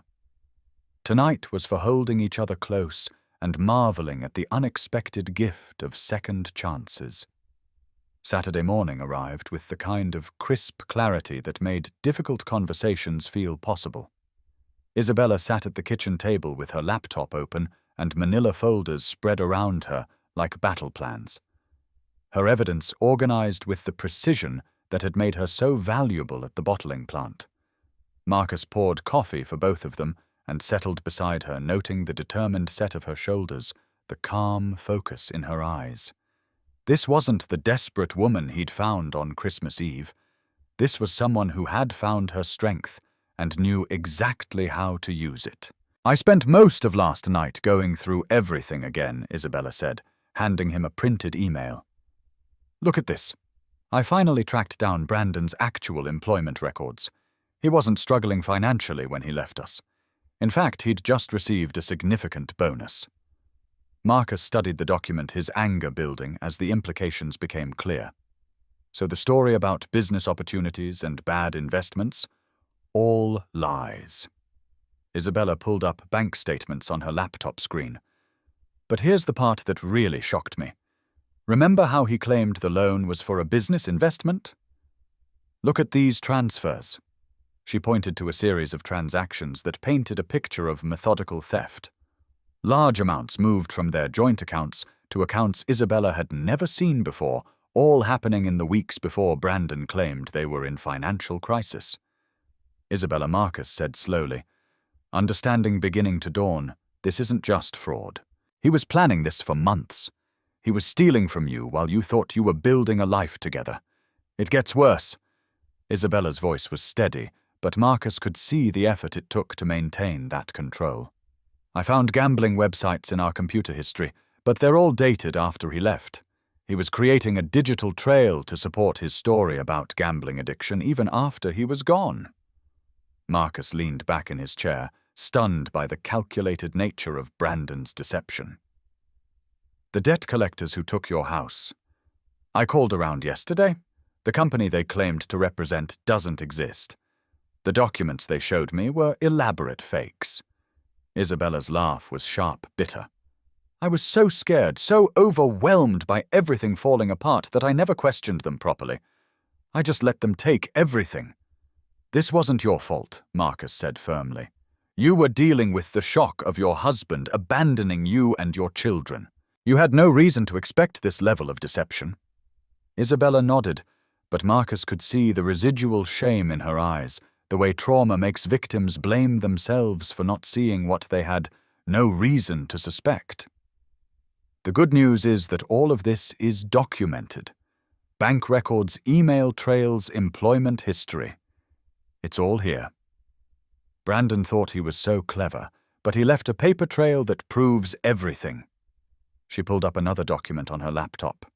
And I found him. Not just his address, but his new life. Look at this. The screen showed a social media profile that made Marcus's jaw clench with fury. Brandon Matthews living in luxury that was clearly funded by the money he'd stolen from his own family. Expensive restaurants, designer clothes, exotic vacations with the woman he'd left Isabella for. But what made Marcus's blood boil were the dates. All of this happening while Isabella and the twins were homeless, hungry, desperate. "He's not even trying to hide it," Marcus said, his voice tight with controlled anger. "He thinks he got away with it completely." "Look at this post," Isabella said, clicking to a specific update. "He actually wrote about starting fresh and leaving toxic situations behind. He's painting himself as the victim in our divorce." Marcus studied Isabella's profile as she scrolled through more evidence of Brandon's new life. Her jaw was set, her hands steady on the keyboard. She had moved beyond hurt and betrayal into something more powerful, determination for justice. "What do you want to do?" Marcus asked, though he already knew the answer. "I want to confront him. I want him to look me in the eyes and explain this. I want him to know that the woman he thought he destroyed is stronger than he ever imagined." Isabella closed the laptop with decisive finality. "And I want him to return every penny he stole from our daughter's future." "This could get ugly," Marcus warned. "Men like Brandon don't usually admit fault easily." "I'm not afraid of ugly anymore," Isabella said, meeting his gaze directly. "I'm afraid of letting him get away with it. I'm afraid of what happens if he does this to someone else." Marcus reached over and took her hand, feeling the strength in her fingers, the steadiness that came from finally understanding the truth. "Then we go today. Together." "You don't have to do this, Marcus. This is my fight." "No," Marcus said firmly. "We're family now. Your fights are my fights. Your victories are my victories. And Isabella, today is going to be a victory." The drive to Brandon's apartment took 43 minutes, during which Isabella reviewed her evidence one final time while Marcus focused on the road and the task ahead. They'd left the children with Mrs. Henderson, who'd been delighted to babysit and had sent them off with fierce hugs and instructions to get that no-good man what he deserves. Brandon's apartment complex was exactly what Marcus had expected. Upscale modern, the kind of place that required substantial monthly rent. Not the residence of someone who had supposedly lost everything to bad financial decisions. "Apartment 3C," Isabella said, checking the address against her notes. "Top floor corner unit. Probably has a nice view." Marcus parked across the street, noting the expensive cars in the lot. The manicured landscaping, the general atmosphere of prosperity. "You ready for this?" Isabella took a deep breath, straightening her shoulders in the gesture Marcus had learned meant she was preparing for battle. "I've been ready for this since the day he walked out on his children." They climbed the stairs to the third floor in silence, Isabella clutching her folder of evidence like armor. At apartment 3C, Marcus positioned himself slightly behind Isabella, close enough to provide support, but far enough back to let her take the lead. This was her confrontation, her moment to reclaim what had been stolen from her. Isabella knocked firmly, steadily, without hesitation. The sound echoed in the hallway like a declaration of war. The man who answered the door looked nothing like the villain Marcus had constructed in his imagination. Brandon Matthews was average in every way. Medium height, thinning brown hair, soft around the middle, in the way of men who had stopped trying to impress anyone. He was wearing sweatpants and a wrinkled t-shirt, and when he saw Isabella standing in his doorway, his face went pale as ash. "Isabella," he stammered, his hand gripping the doorframe like he needed support. "What are you? How did you find me?" The voice that responded wasn't the broken woman from Christmas Eve, Wasn't even the worried mother who had been slowly rebuilding her confidence over the past months. This voice carried the weight of truth and the power of someone who had found her strength and learned exactly how to use it. "Hello, Brandon," Isabella said with deadly calm. "I think it's time we had a conversation about the truth." Brandon's eyes darted between Isabella and Marcus, clearly trying to process this unexpected development. "I don't know what you think you know, but I know everything," Isabella interrupted, her voice cutting through his attempted denial like a blade through silk. "The fake loan documents with my forged signature, the money you transferred to offshore accounts, the gambling websites you accessed after you left to create a false trail, your friends who pretended to be debt collectors, every single lie you told to cover up the fact that you stole from your own children." Brandon's mouth opened and closed without sound, his face cycling through emotions too quickly to track. Denial, fear, calculation, desperation, all fighting for dominance as his carefully constructed story crumbled in real time. "I don't know what you're talking about," he said finally, but his voice lacked conviction.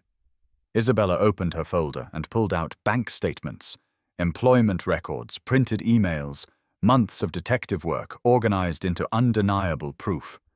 "These documents say otherwise. Would you like to see the evidence, or should I take it straight to the police?" The word police seemed to puncture something in Brandon's composure. His shoulders sagged, and he stepped back from the door, gesturing weakly for them to enter. "Please," he said quietly. "Come inside. Let's talk about this like adults."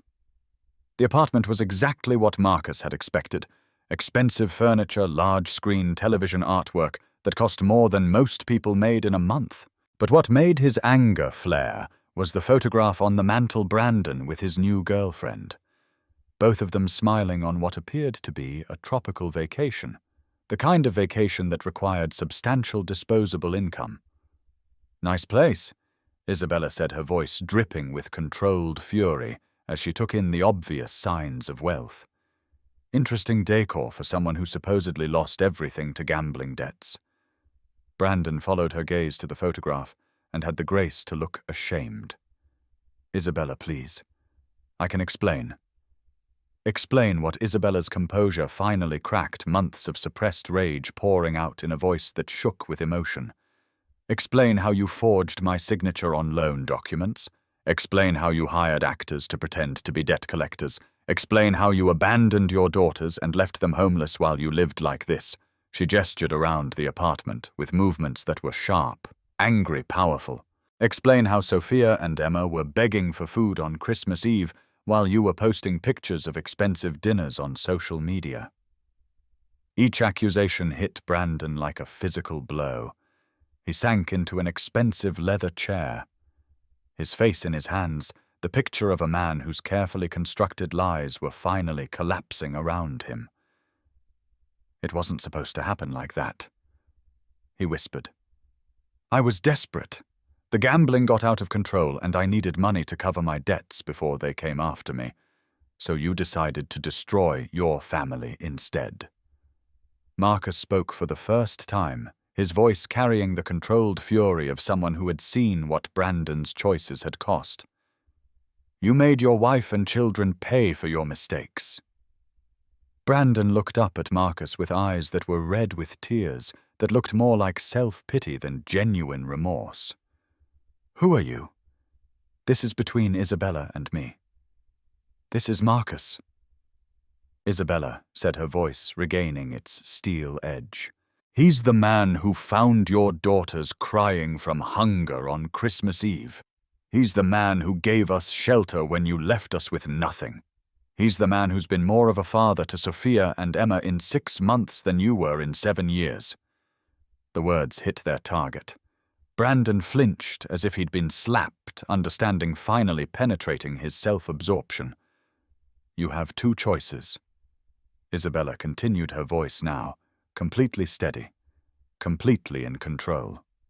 You can return every penny you stole from us, sign a confession admitting to the fraud, and hope I don't press criminal charges.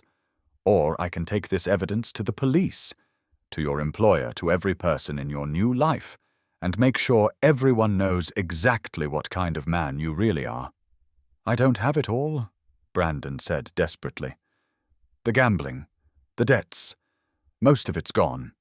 "Then give us what you have," Marcus said firmly, "and consider yourself lucky that Isabella is offering you any choice at all." Brandon looked between them, seeing Isabella's implacable determination and Marcus's protective fury, understanding that his options had narrowed to a single path. "Fine," he whispered. "I'll get what I can. But please don't destroy my life. I know I made mistakes, but—" "You didn't make mistakes," Isabella interrupted, her voice carrying the authority of someone who had finally found her power. "You made choices. You chose to steal. You chose to lie. You chose to abandon your children. Now you get to choose how this ends." 30 minutes later, they left Brandon's apartment with a cashier's check for $35,000. Not everything he had stolen, but substantial enough to matter. They also had a signed confession, witnessed by a neighbor Brandon had reluctantly called over, admitting to fraud and forgery.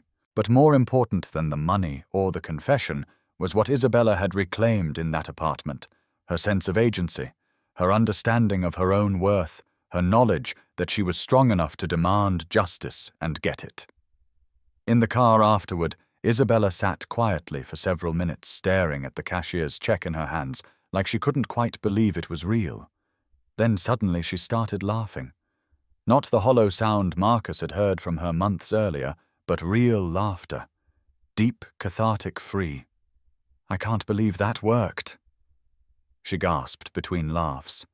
"I was so nervous I thought I might throw up, but it actually worked." Marcus found himself laughing too, relief and pride, and something deeper flowing through him as he watched Isabella's transformation complete itself. "You were incredible in there. Fierce and powerful and absolutely unstoppable. I couldn't have done it without you," Isabella said, turning to look at Marcus with eyes that shone with tears of relief and joy. "Knowing you were there, that I wasn't alone. It made all the difference." Marcus pulled the car over to the side of the road, his heart pounding with emotions he could no longer contain. The events of the day had crystallized something that had been building for months, made him understand that life was too short and too precious to waste time being careful with feelings this important. "Isabella," he said, taking her hands in his, "I need to tell you something." "What is it?" "The truth that stunned me today wasn't about the fraud, or the money, or even what Brandon did to you." Marcus said, his voice rough with emotion. "It was watching you in that apartment, strong and fearless and brilliant. It was realizing that I've been falling in love with you for months, and today I finally understood how completely." Isabella's breath caught her eyes, searching his face. "Marcus, I need you to know that I didn't save you." Marcus continued his words, coming faster now, urgent with the need to speak truth that had been too long unspoken. "You saved yourself, but watching you do it, being there to support you, that's when I realized that I don't just want to help you build a new life. I want to build it with you." He took a shaky breath, knowing that everything depended on what came next. "I don't want you to get your own place with that money. I want you to stay with us. I want Ryan and Sophia and Emma to grow up together as siblings. I want to marry you, Isabella. I want us to be a real family." Tears streamed down Isabella's face, but she was smiling with a radiance that made Marcus's heart race. "I love you too," she whispered. "I've loved you since that night you made me tea and told me I wasn't failing my daughters.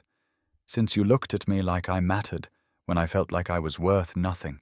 Marcus leaned across the console and kissed her, pouring months of carefully controlled emotions into this moment of finally letting himself hope for something more than survival. When they broke apart, both were crying and laughing and holding each other as tightly as the car's interior would allow. "Is that a yes?" Marcus asked, his forehead resting against hers. "That's a yes to everything," Isabella said firmly. "To staying to marriage, to building a family together. To choosing love even when it's scary, even when it means risking everything." They drove home through the Ohio countryside with the windows down and spring air filling the car, talking and laughing and planning a future that had seemed impossible just hours earlier. The check sat between them on the center console. Not just money recovered, but proof that justice was possible, that truth could triumph, that people who had been knocked down could find the strength to stand up and demand what they deserved. When they pulled into their driveway, Marcus realized he had stopped thinking of it as his house somewhere along the way. It was their house now, their home, the place where their family lived and loved and grew together. Mrs. Henderson appeared on the porch before they'd even gotten out of the car, her face bright with curiosity and concern. Behind her, 3 small faces peered through the screen door with the barely contained energy of children who had been waiting for important news. "Well," Mrs. Henderson called out, "don't keep us in suspense. How did it go?" Isabella held up the check and the signed confession with a smile that could have powered the entire neighborhood. "Justice," she said simply. "We got justice." The porch erupted in cheers as Ryan, Sophia, and Emma burst through the door and ran to embrace them. Henderson clapped her hands and declared that this called for celebration ice cream, and Marcus found himself surrounded by the chaotic, joyful noise of people who loved each other, celebrating a victory that belonged to all of them. As the excitement died down, and Mrs. Henderson headed home with promises to spread the good news to everyone who had been following their story, Marcus gathered his family, because that's what they were now, officially and permanently, on the front porch to watch the sunset paint the sky in shades of possibility.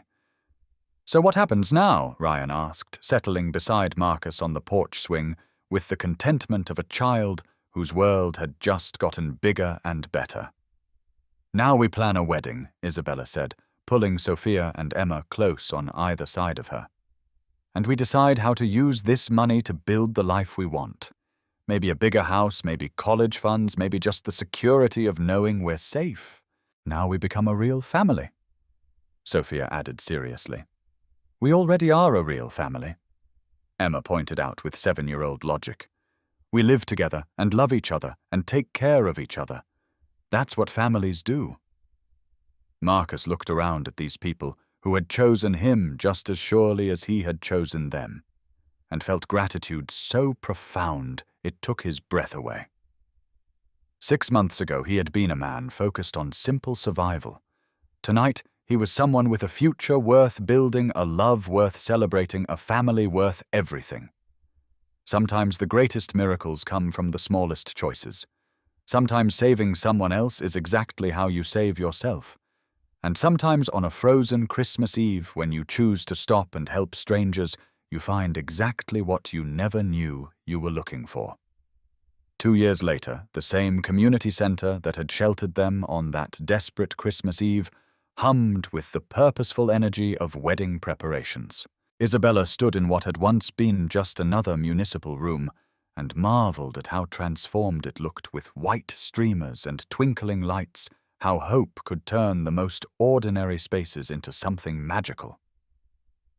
Henry Rodriguez adjusted the microphone at the front of the room with the careful attention he gave to everything important. At 70, he moved more slowly than he had that first night, but his eyes were bright with the satisfaction of someone who had watched impossible things become possible. "You sure about this microphone, Isabella?" Henry called out, his voice carrying the affectionate gruffness he reserved for people he'd claimed as family. "I've married folks before, but never with quite this much excitement." Isabella laughed, a sound that came easily now, naturally, without the careful restraint she'd once used to guard against disappointment. "I'm sure, Henry. Everyone needs to hear what Marcus has to say. His speeches tend to make people cry happy tears. The past 2 years had been a masterclass in how love multiplies when it's shared freely. Marcus's promotion to floor supervisor at the bottling plant had come with a raise that made their financial future secure. Isabella's advancement to accounting manager had brought not just professional satisfaction, but the deep contentment that comes from work that challenges and rewards in equal measure. But more than career success, they had built something rare, a blended family that actually worked. Ryan, now 12 and starting to show signs of the remarkable man he would become, had embraced his role as big brother with the fierce protection that comes naturally to children who understand what it means to be chosen. Sophia and Emma, now 9, had blossomed in the security of a home where love was constant and laughter was daily. "Mom, is my tie straight?" Ryan appeared at Isabella's elbow, fidgeting with the dark blue tie that matched Marcus's suit. Somewhere along the way, without fanfare or formal adoption papers, he had started calling her Mom. It had happened naturally, inevitably, the way children claim the adults who show up consistently in their lives. "Perfect," Isabella said, reaching up to smooth his collar, with hands that still trembled slightly when she thought about how close they had come to losing all of this. "Your father will be so proud." "He's nervous," Ryan confided, lowering his voice conspiratorially. "I found him this morning standing in front of the mirror practicing his vows. He kept messing up the part about forever." Isabella felt warmth spread through her chest at the image. Marcus, who faced every challenge with calm competence, getting tongue-tied over promises he'd already been keeping for 2 years. "What did you tell him, that he doesn't need to practice love? He's already perfect at it." Before Isabella could respond to this piece of 12-year-old wisdom, Sophia and Emma burst through the door in a flutter of pale yellow dresses and barely contained excitement. "Isabella, Isabella!" Sophia called out, her artistic eye already cataloguing the room's transformation. "Everything looks like a fairy tale, just like we planned." "Are you nervous?" Emma asked with the direct concern that had become her trademark. "Because if you're nervous, we could sing you the song we've been practicing.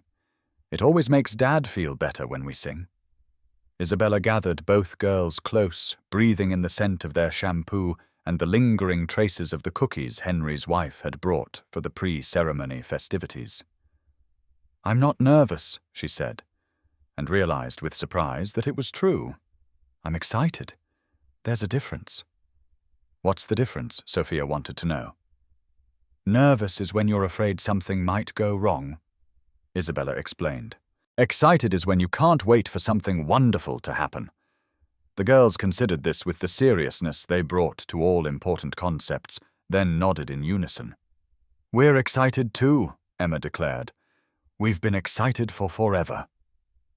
At 5 o'clock, as spring sunlight slanted through the community center's windows and painted everything in golden light, Isabella stood at the back of the room in her simple white dress.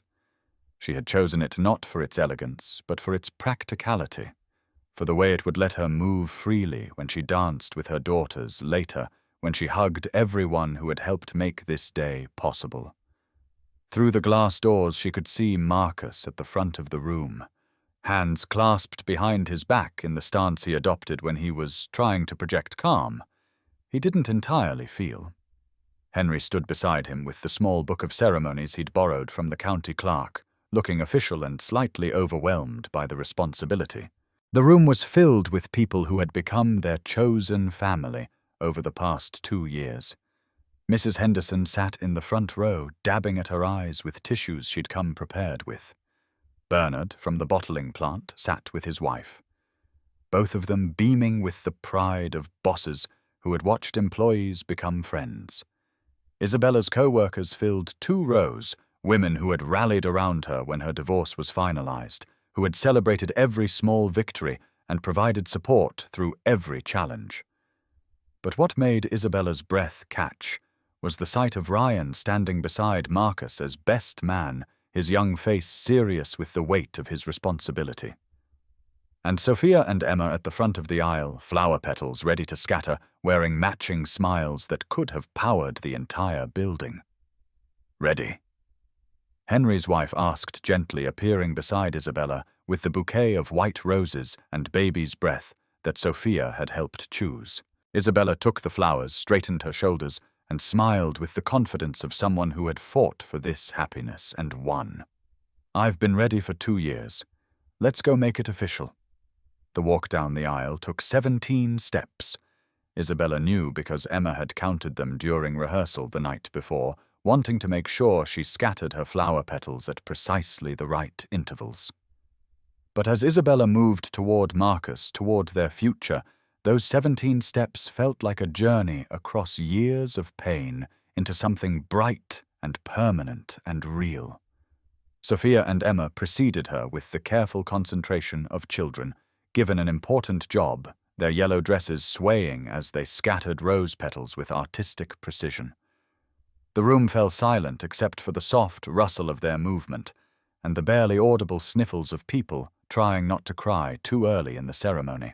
When Isabella reached the front of the room, Marcus turned to face her, and the expression on his face made her understand why people wrote songs about love. Wonder, gratitude, joy, promise. All of it written in his eyes as he watched her take the final steps toward him. "Dearly beloved Henry," began his gruff voice, surprisingly tender as he addressed the gathered crowd, "we are here today to celebrate something rare and precious. We are here to witness the joining of 2 families who found each other when they needed it most, who chose to build love from broken pieces, who proved that sometimes the most beautiful beginnings come from the most difficult endings." Isabella barely heard the traditional words that followed. She was lost in Marcus's eyes, in the warmth of his hands holding hers, in the knowledge that they had made it through everything that had tried to break them and emerged stronger, more certain, more grateful for what they had built together. "Isabella," Henry said, drawing her attention back to the ceremony, "do you take Marcus to be your husband, your partner, your family? Do you promise to love him and support him, to stand with him through whatever comes, to build a life together based on honesty and kindness and the deep commitment that has brought you to this moment?" "I do," Isabella said, her voice steady and strong, carrying across the room to every person who had helped her become someone who could make such promises with confidence. Marcus Henry continued, "Do you take Isabella to be your wife, your partner, your family? Do you promise to love her and support her, to stand with her through whatever comes, to build a life together that honors the love you share and the children you're raising together?" "I do," Marcus replied, his voice rough with emotion that he made no attempt to hide. "Then by the power vested in me by the great state of Ohio, and with the joy of everyone gathered here today, I now pronounce you husband and wife." Henry's weathered face split into a grin that transformed his entire expression. "Marcus, you may kiss your bride." Marcus stepped closer, his hands framing Isabella's face with the gentleness she had learned to expect from him in all things. "Ready for forever," he whispered loud enough for only her to hear. "I've been ready since Christmas Eve," she whispered back, and then his lips met hers in a kiss that sealed promises they had been making to each other in small ways for 2 years. The room erupted in applause and cheers, but the sound that made Isabella's heart soar was the excited shriek that came from Sophia, Emma, and Ryan as they rushed forward to surround them in a group hug that nearly knocked everyone over. "We're married now," Sophia announced to the room with the authority of someone making an important public declaration. "We're a real family," Emma added, her voice bright with the kind of joy that makes adults remember why children's happiness matters so much. Finally, Ryan said with 12-year-old dramatics that made everyone laugh. The reception that followed was everything Isabella had wanted. Simple, joyful, focused on the people who mattered, rather than elaborate details that would be forgotten in a week. The same room where they had celebrated became a dance floor, where Henry waltzed with Mrs. Henderson, where Bernard attempted to teach the children how to do the electric slide, where Isabella and Marcus swayed together to music that played from Ryan's phone connected to a borrowed speaker. The food was potluck, casseroles and salads and desserts brought by friends who understood that the best celebrations come from everyone contributing what they can. Isabella's wedding cake was a simple vanilla creation from the grocery store, decorated with flowers that Sophia and Emma had helped arrange that morning. It was perfect, not because everything went according to plan, but because it reflected who they were, practical people who had learned that love showed up in everyday moments, in shared responsibilities, in the choice to keep showing up for each other day after day. As the evening wound down and guests began to drift home, Isabella found herself on the community center's small back porch, with Marcus watching their children play in the grass beyond the concrete steps. Sophia was teaching Emma and Ryan a clapping game she'd learned at school, their laughter carrying on the spring air like a promise of all the joy still to come. So Marcus said, settling beside her on the steps, "How does it feel to be married?" Isabella considered the question seriously, testing her emotions like someone checking to make sure a healing wound was truly strong. "It feels like coming home," she said finally. "Not to a place, but to a feeling, to the certainty that I belong somewhere, that we all belong somewhere." "I love you, Mrs. Chen," Marcus said, trying out her new name with obvious satisfaction. "I love you too, Mr. Chen," Isabella replied, then laughed at how ordinary the words sounded and how extraordinary the feeling behind them was. From across the grass, Ryan called out, "Dad, Isabella, come teach us how to do that dance you were doing. Sophia says it looks like you're walking in slow motion. That's called romance." "Sophia," Emma shouted back with 9-year-old authority. "Dad told me all about it." Marcus and Isabella looked at each other and burst into laughter, then rose to join their children in the kind of silly dancing that becomes precious when you understand how fragile happiness can be, how important it is to celebrate it fully when it arrives. Later, after the children had been coaxed into sitting still for cake, and the adults had settled into the comfortable exhaustion that comes from celebrating something important, Marcus stood to address the gathered crowd.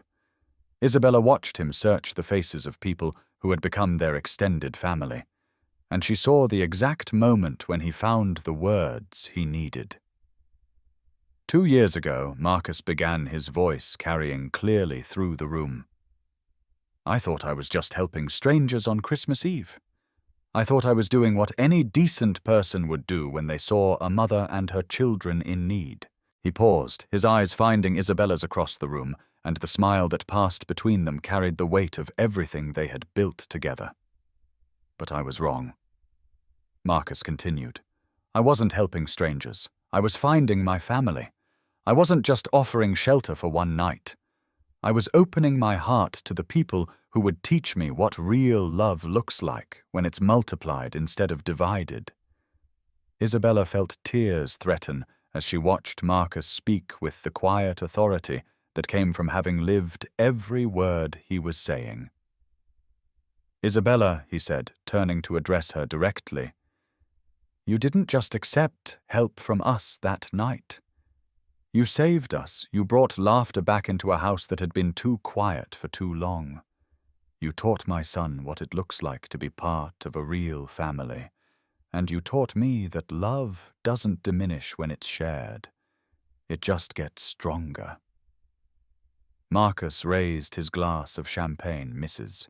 Henderson's contribution to the celebration, and the room followed suit. To Isabella for her strength that inspired us all. To Sophia and Emma for reminding us that children are the best teachers when it comes to unconditional love. To Ryan for showing us that big brothers are born in the heart, not just in the birth order.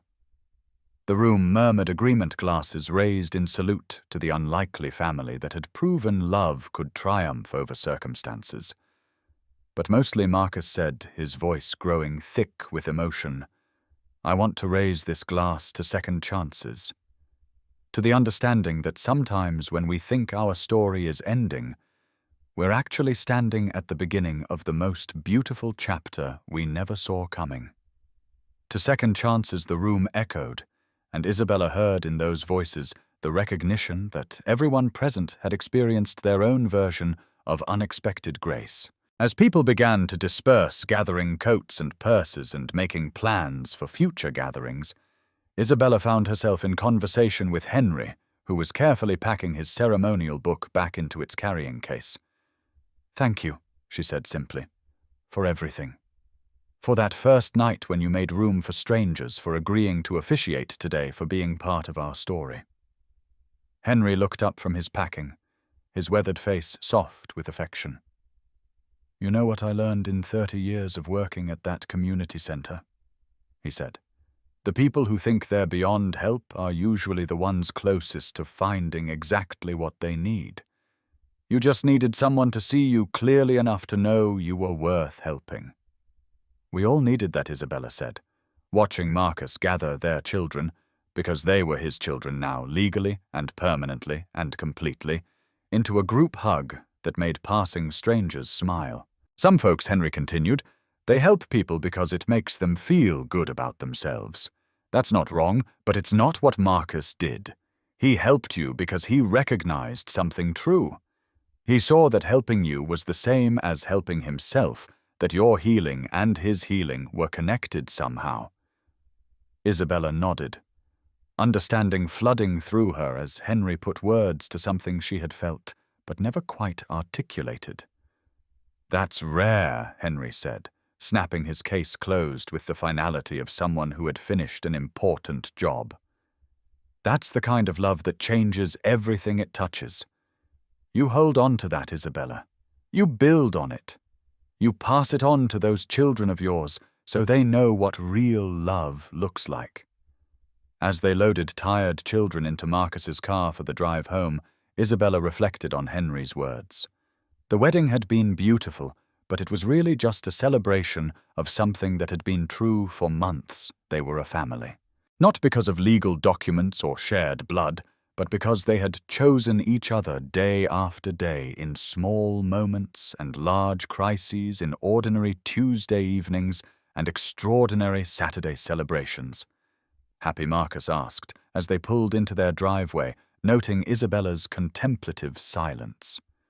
"Beyond happy," Isabella said, watching Sophia and Emma tumble out of the car, still in their yellow dresses, but now with grass stains and frosting smudges that told the story of a day well celebrated. Grateful, amazed, still a little bit shocked that this is real. Ryan, practical even in his exhaustion, was already gathering discarded shoes and flower girl baskets from the car floor. "Can we have pancakes for breakfast tomorrow?" he asked. "The good kind that actually look like pancakes?" "We can have whatever kind you want," Isabella said, ruffling his hair with the casual affection that had become second nature. "We can have celebration pancakes every day if we want to."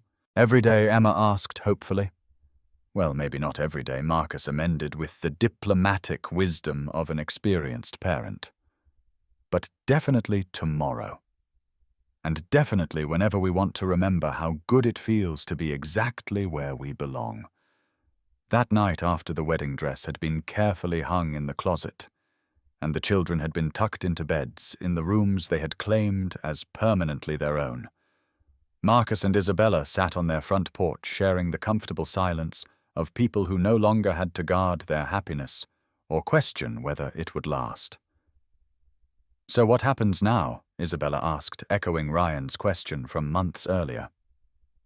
"Now we live it," Marcus said simply. "We wake up tomorrow and make breakfast and help with homework and go to work and come home to each other.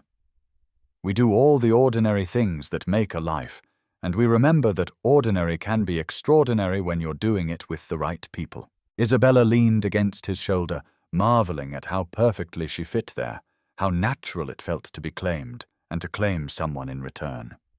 Above them, stars appeared in the clear Ohio sky, the same stars that had witnessed her desperation on Christmas Eve, and now bore witness to her joy on this spring evening. "I love our story," she said quietly. "Me too." Marcus agreed. But the best part is that we're still writing it. 3 years later, Marcus woke to the familiar sound of chaos that had become his favorite morning symphony. Sophia was singing in the shower with the unconscious joy of someone who had never learned to doubt whether her voice was worth hearing.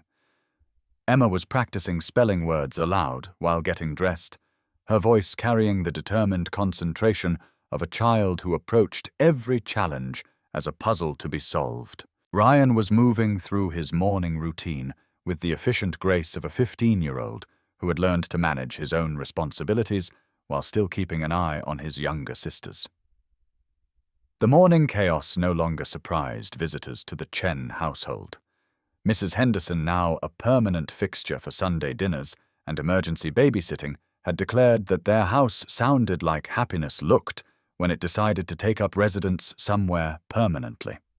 Marcus found Isabella in the kitchen as he did every morning.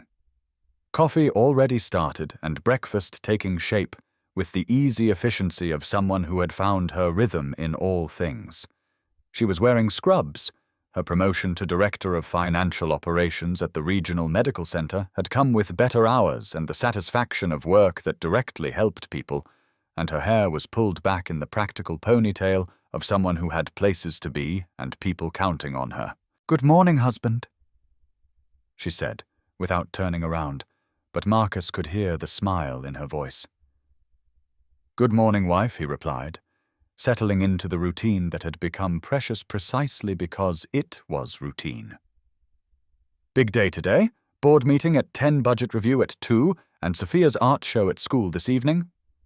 Isabella recited flipping pancakes with the competence that had replaced Marcus's former breakfast disasters. "Emma has choir practice after school, and Ryan has a basketball game that we absolutely cannot miss because he's starting point guard now." Marcus poured coffee for both of them, marveling as he did every morning at the beautiful complexity of their lives. 5 schedules to coordinate 3 children's needs, to anticipate 2 careers, to balance 1 family, to nurture through all of it. "I love our chaos," he said, meaning it completely. Even when Emma loses her library book and Sophia can't find her art supplies, and Ryan needs his jersey washed at the last minute, Isabella asked, though she was laughing. Especially then, Marcus said, because it was true. The crises were proof of investment evidence that they all cared enough about each other's lives to be inconvenienced by them. The children arrived in the kitchen like a small storm system, all motion and energy and competing demands for attention. Ryan grabbed toast while checking his phone for messages from teammates. Sophia examined her pancakes critically, arranging them into a pattern that satisfied her artistic sensibilities. Emma practiced her spelling words between bites, determined to ace the quiz that would determine her placement in the advanced reading group. Dad, Ryan said, looking up from his phone, "Coach wants to know if you can help with the team dinner on Friday. He says you make the best lasagna on the parent volunteer list." Marcus felt pride warm his chest at the casual way Ryan claimed him in front of his teammates, the unconscious certainty in his voice when he called him Dad. Legal adoption papers had made it official 2 years ago, but the emotional adoption had happened much earlier in small moments of trust and care that had built into unshakable family bonds. "Tell Coach I'll bring 2 pans," Marcus said. "And tell him Sophia wants to make the garlic bread because she's perfecting her recipe." "Can I really?" Sophia asked, excitement lighting her face. At 12, she approached cooking with the same artistic intensity she brought to her paintings. "Of course," Isabella said, reaching over to smooth Sophia's hair with the casual affection that had become automatic. "But we're practicing tomorrow night first. No sending experiments to the team dinner." Emma, now 11, and possessed of the practical wisdom that came from being the middle child in a family that thrived on organized chaos, looked up from her spelling list. "Are we still having the neighborhood barbecue next weekend?" Because Mrs. Patterson asked if she could bring her famous potato salad, and I told her yes because it's really good, and also she's been lonely since Mr. Patterson died. Marcus and Isabella exchanged a look over the children's heads, one of those married couple conversations that happened without words. They had become the family that neighbors turned to for celebrations, and support the house where extra children appeared for dinner without advanced notice, the people others called when they needed help or just needed to not be alone. It was exactly what Catherine would have wanted, Marcus thought. She had believed that love expanded to fill whatever space you made for it, that the best families were the ones that kept their doors and their hearts open to whoever needed shelter. Absolutely, Isabella said. And Emma, that was very thoughtful of you to think about Mrs. Patterson. She's been helping us with our garden, so it's nice that we can help her feel included in our celebrations. The morning continued with the beautiful chaos that had become their normal backpacks, gathered lunch money, distributed last-minute homework. Questions answered, schedules confirmed and reconfirmed. Marcus and Isabella moved around each other in the kitchen with the synchronized efficiency of people who had learned to make their partnership look effortless, even when it required constant attention and care.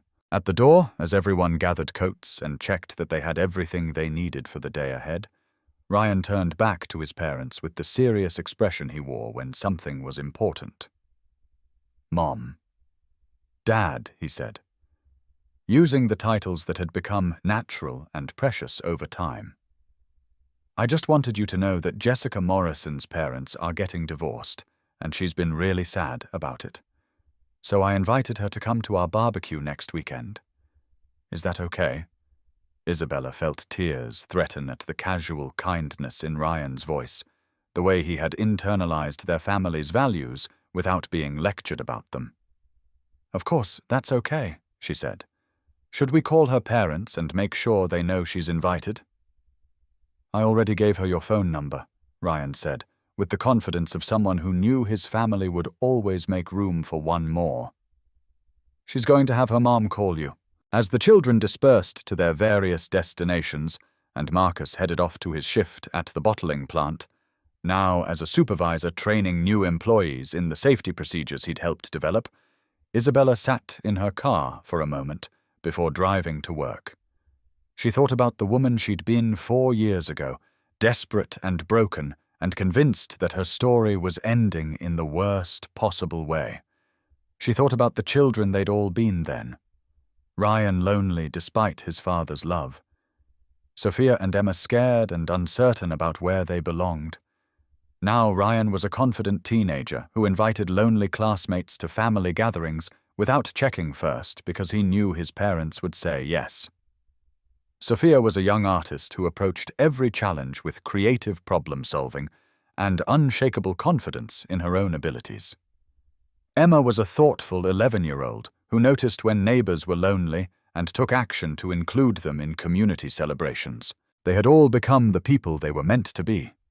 Isabella realized, not in spite of the difficulties they'd faced, but because those difficulties had taught them what really mattered. That evening, as Isabella sat in the school auditorium watching Sophia's confident presentation of her art portfolio to a room full of parents and teachers, she felt the deep satisfaction that comes from witnessing dreams take shape in real time. Sophia's paintings had evolved from the desperate drawings of a child seeking control in chaos to sophisticated pieces that reflected genuine artistic talent and vision.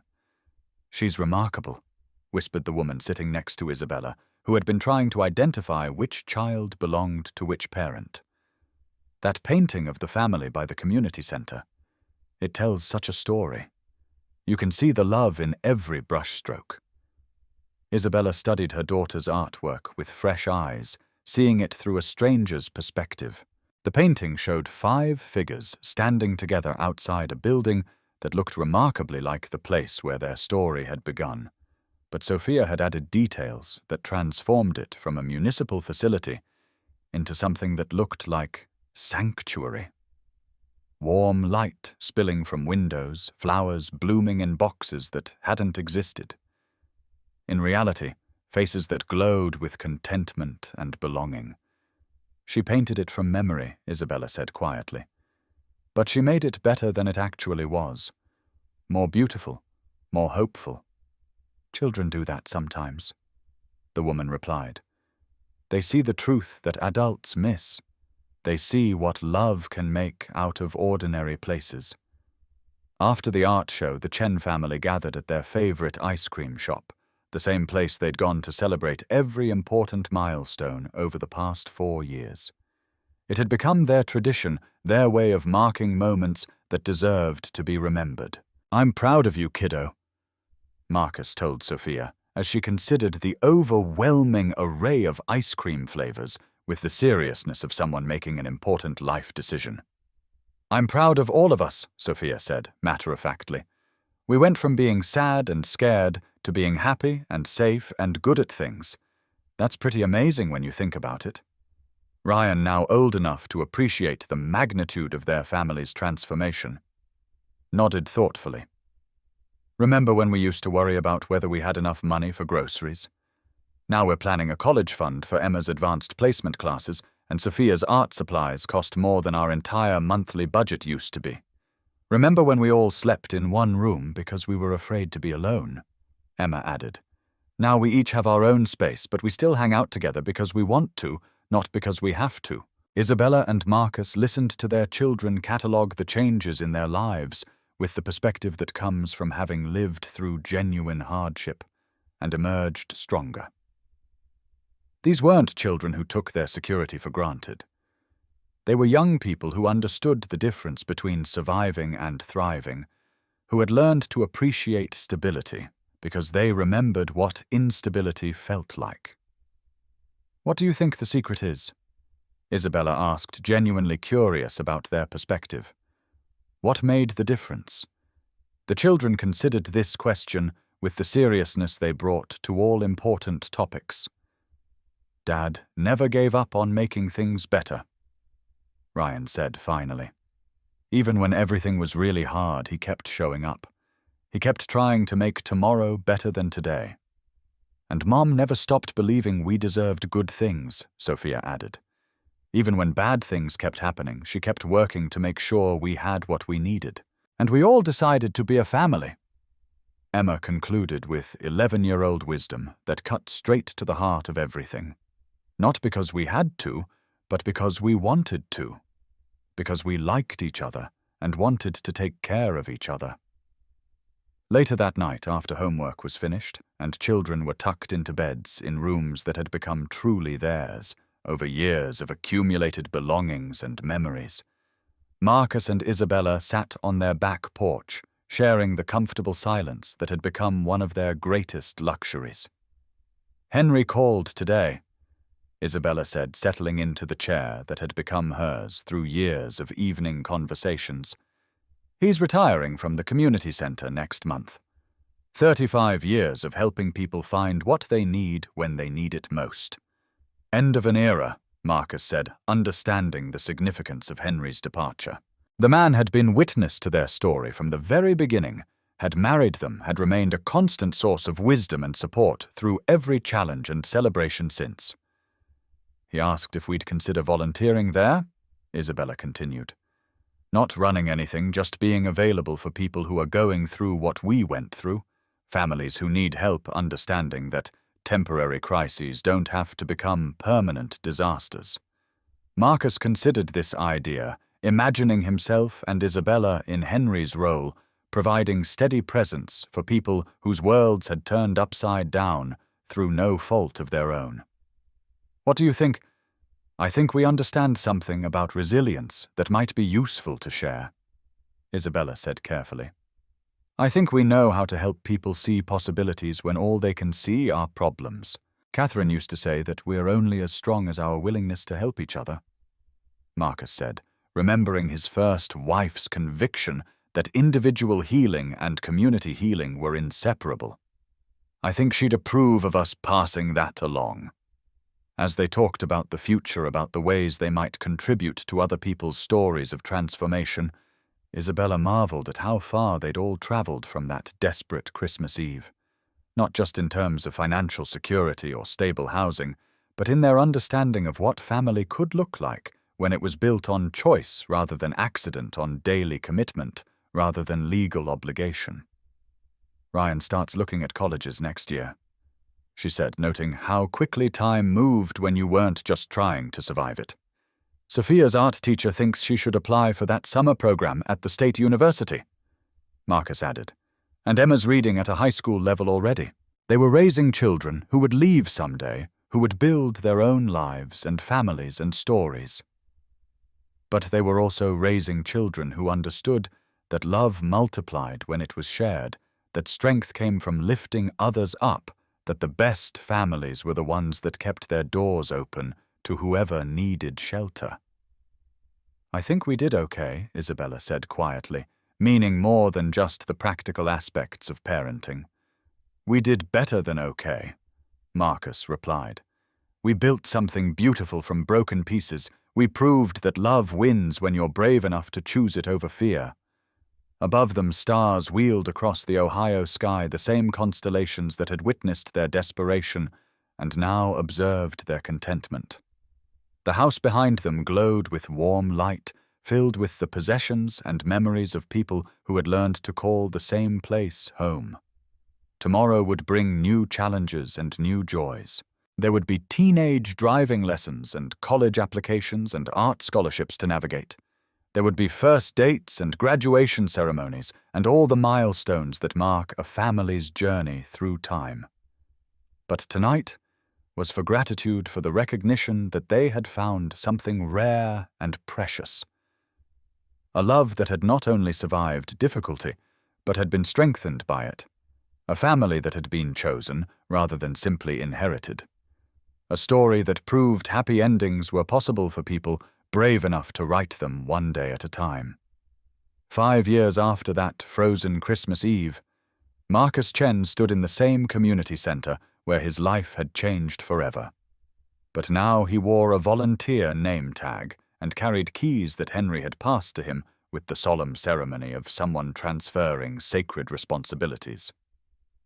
Remember, Henry had told him during the transition, people don't always know what they need when they walk through these doors.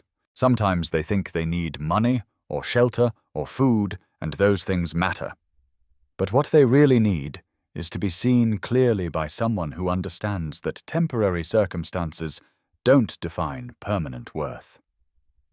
Tonight, a young father sat in the same chair where Isabella had once confessed her fears about failing her children.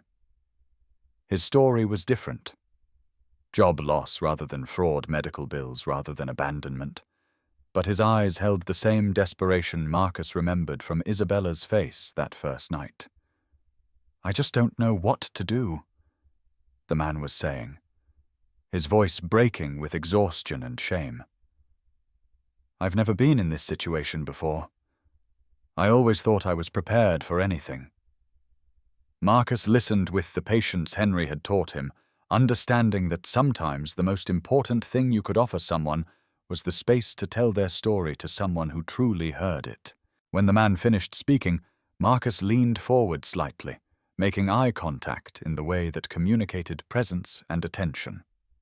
First, Marcus said, "You're not failing your family. You're doing exactly what parents do. You're fighting for them. Second, this situation is temporary. It doesn't feel temporary right now, but it is. And third, you're not doing this alone anymore."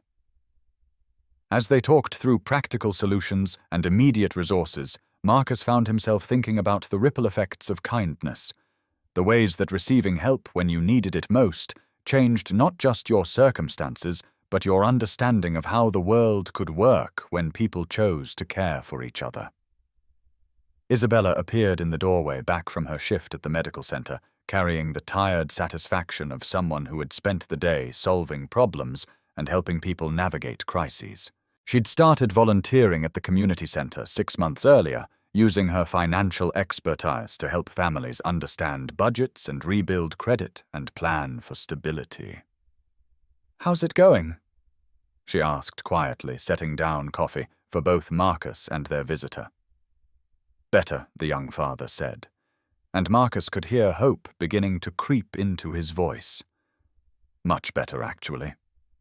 After they had connected him with immediate resources and scheduled a follow-up appointment for the next week, after he had left with contact information and a plan, and the understanding that someone would be checking on his family's progress. Marcus and Isabella walked through the community center, turning off lights and checking that everything was secure for the night. "Good evening," Isabella asked. "Productive evening," Marcus replied. "That makes 3 families this month who are back on their feet and stable." Henry would be proud. They drove home through familiar streets, past the ice cream shop where they celebrated milestones, past the school where their children were learning and growing and becoming themselves, past all the ordinary landmarks of a life lived deliberately in community with people who mattered. At home they found Ryan doing homework at the kitchen table while keeping an eye on Sophia and Emma, who were sprawled on the living room floor with art supplies and books, working on projects with the comfortable focus of children who had never learned to doubt that their interests were worth pursuing. "How was the center tonight?" Ryan asked, looking up from the calculus problems that would soon help him navigate his first year of college. "Busy," Isabella said, settling at the table with them. "A lot of people need help right now. The economic uncertainty has families scared. Are we going to be okay?" Sophia asked, overhearing from the living room with the sharp attention children pay to conversations about security. "We're going to be fine," Marcus assured her, meaning it completely. "But more than that, we're going to make sure other families are okay too. That's what people do when they understand how much difference kindness can make." Emma looked up from her sketchpad, where she was drawing what appeared to be the community center, surrounded by families holding hands. "I want to help too," she said seriously. "When I'm old enough, I want to volunteer like you and Mum do." "You're already helping," Isabella pointed out. "Every time you notice someone who needs a friend, every time you include someone new in your group, every time you show kindness to people who are having a hard time. That's the same thing, just on a smaller scale." Later that night, after children were settled and the house was quiet, Marcus and Isabella found themselves once again on their back porch, sharing the peaceful silence that had become one of their most treasured daily rituals. Tired, Marcus asked, noting the way Isabella leaned back in her chair with the deep satisfaction of someone who had spent the day doing work that mattered. "Good tired," she said. "The kind of tired that comes from building something worthwhile." Marcus thought about their evening, about the young father whose desperation had reminded him so clearly of his own worst moments, about the practical solutions they'd been able to offer, because they understood both the systems that could help and the human experience of needing help. "Sometimes I think about that Christmas Eve," he said quietly. "About how close we came to missing each other entirely. If Ryan hadn't pointed you out, if I'd been too tired to stop, if you'd been too scared to accept help. But we didn't miss each other," Isabella pointed out. "We found exactly what we needed, exactly when we needed it, and now we get to help other people have the same experience." Above them, stars emerged in the clear night sky, the same constellations that had witnessed their transformation from strangers to family, from surviving to thriving, from receiving help to offering it. "You know what I learned," Marcus said, his voice carrying the wonder that still accompanied his gratitude for the life they'd built together. "That sometimes the person you save ends up saving you right back. That love really does multiply when it's shared. That families aren't always about blood. Sometimes they're about choice, about showing up, about deciding that someone else's well-being matters as much as your own." Isabella reached across the space between their chairs and took his hand, their fingers intertwining with the easy familiarity of people who had learned to trust completely in each other's presence and commitment. "I used to think my story ended that night. Brandon left us homeless," she said softly. "I thought we'd lost everything that mattered. But I was wrong. That night was just the beginning of the most beautiful chapter we never saw coming." Marcus squeezed her hand, thinking about second chances and unexpected grace, about the miraculous ordinariness of love lived daily through small acts of kindness and large commitments to each other's happiness. Because sometimes the most broken moments carve space in our hearts for the most beautiful love. Sometimes when we think we're saving someone else, we're actually saving ourselves. And sometimes on a frozen Christmas Eve, when you choose to stop and help strangers, you find exactly what you never knew you were looking for. If this story touched your heart the way it touched mine, if it reminded you that love is a choice, that family is who shows up, and that sometimes the greatest gifts come wrapped in the hardest moments, please don't just watch and walk away. Hit that subscribe button and join our Soul Lift Stories family for more stories that restore your faith in humanity. Share this with someone who needs to remember that kindness is never wasted, that second chances are real, and that sometimes when we think our story is ending, we're actually standing at the beginning of something miraculous. Remember, be the person who stops. Be the person who sees. Be the person who helps. You never know whose life you might save, including your own. Thanks for watching, and remember, your story isn't over yet. Sometimes the best chapters are still unwritten, waiting for that one moment of courage when you choose to open your heart to possibilities you never imagined.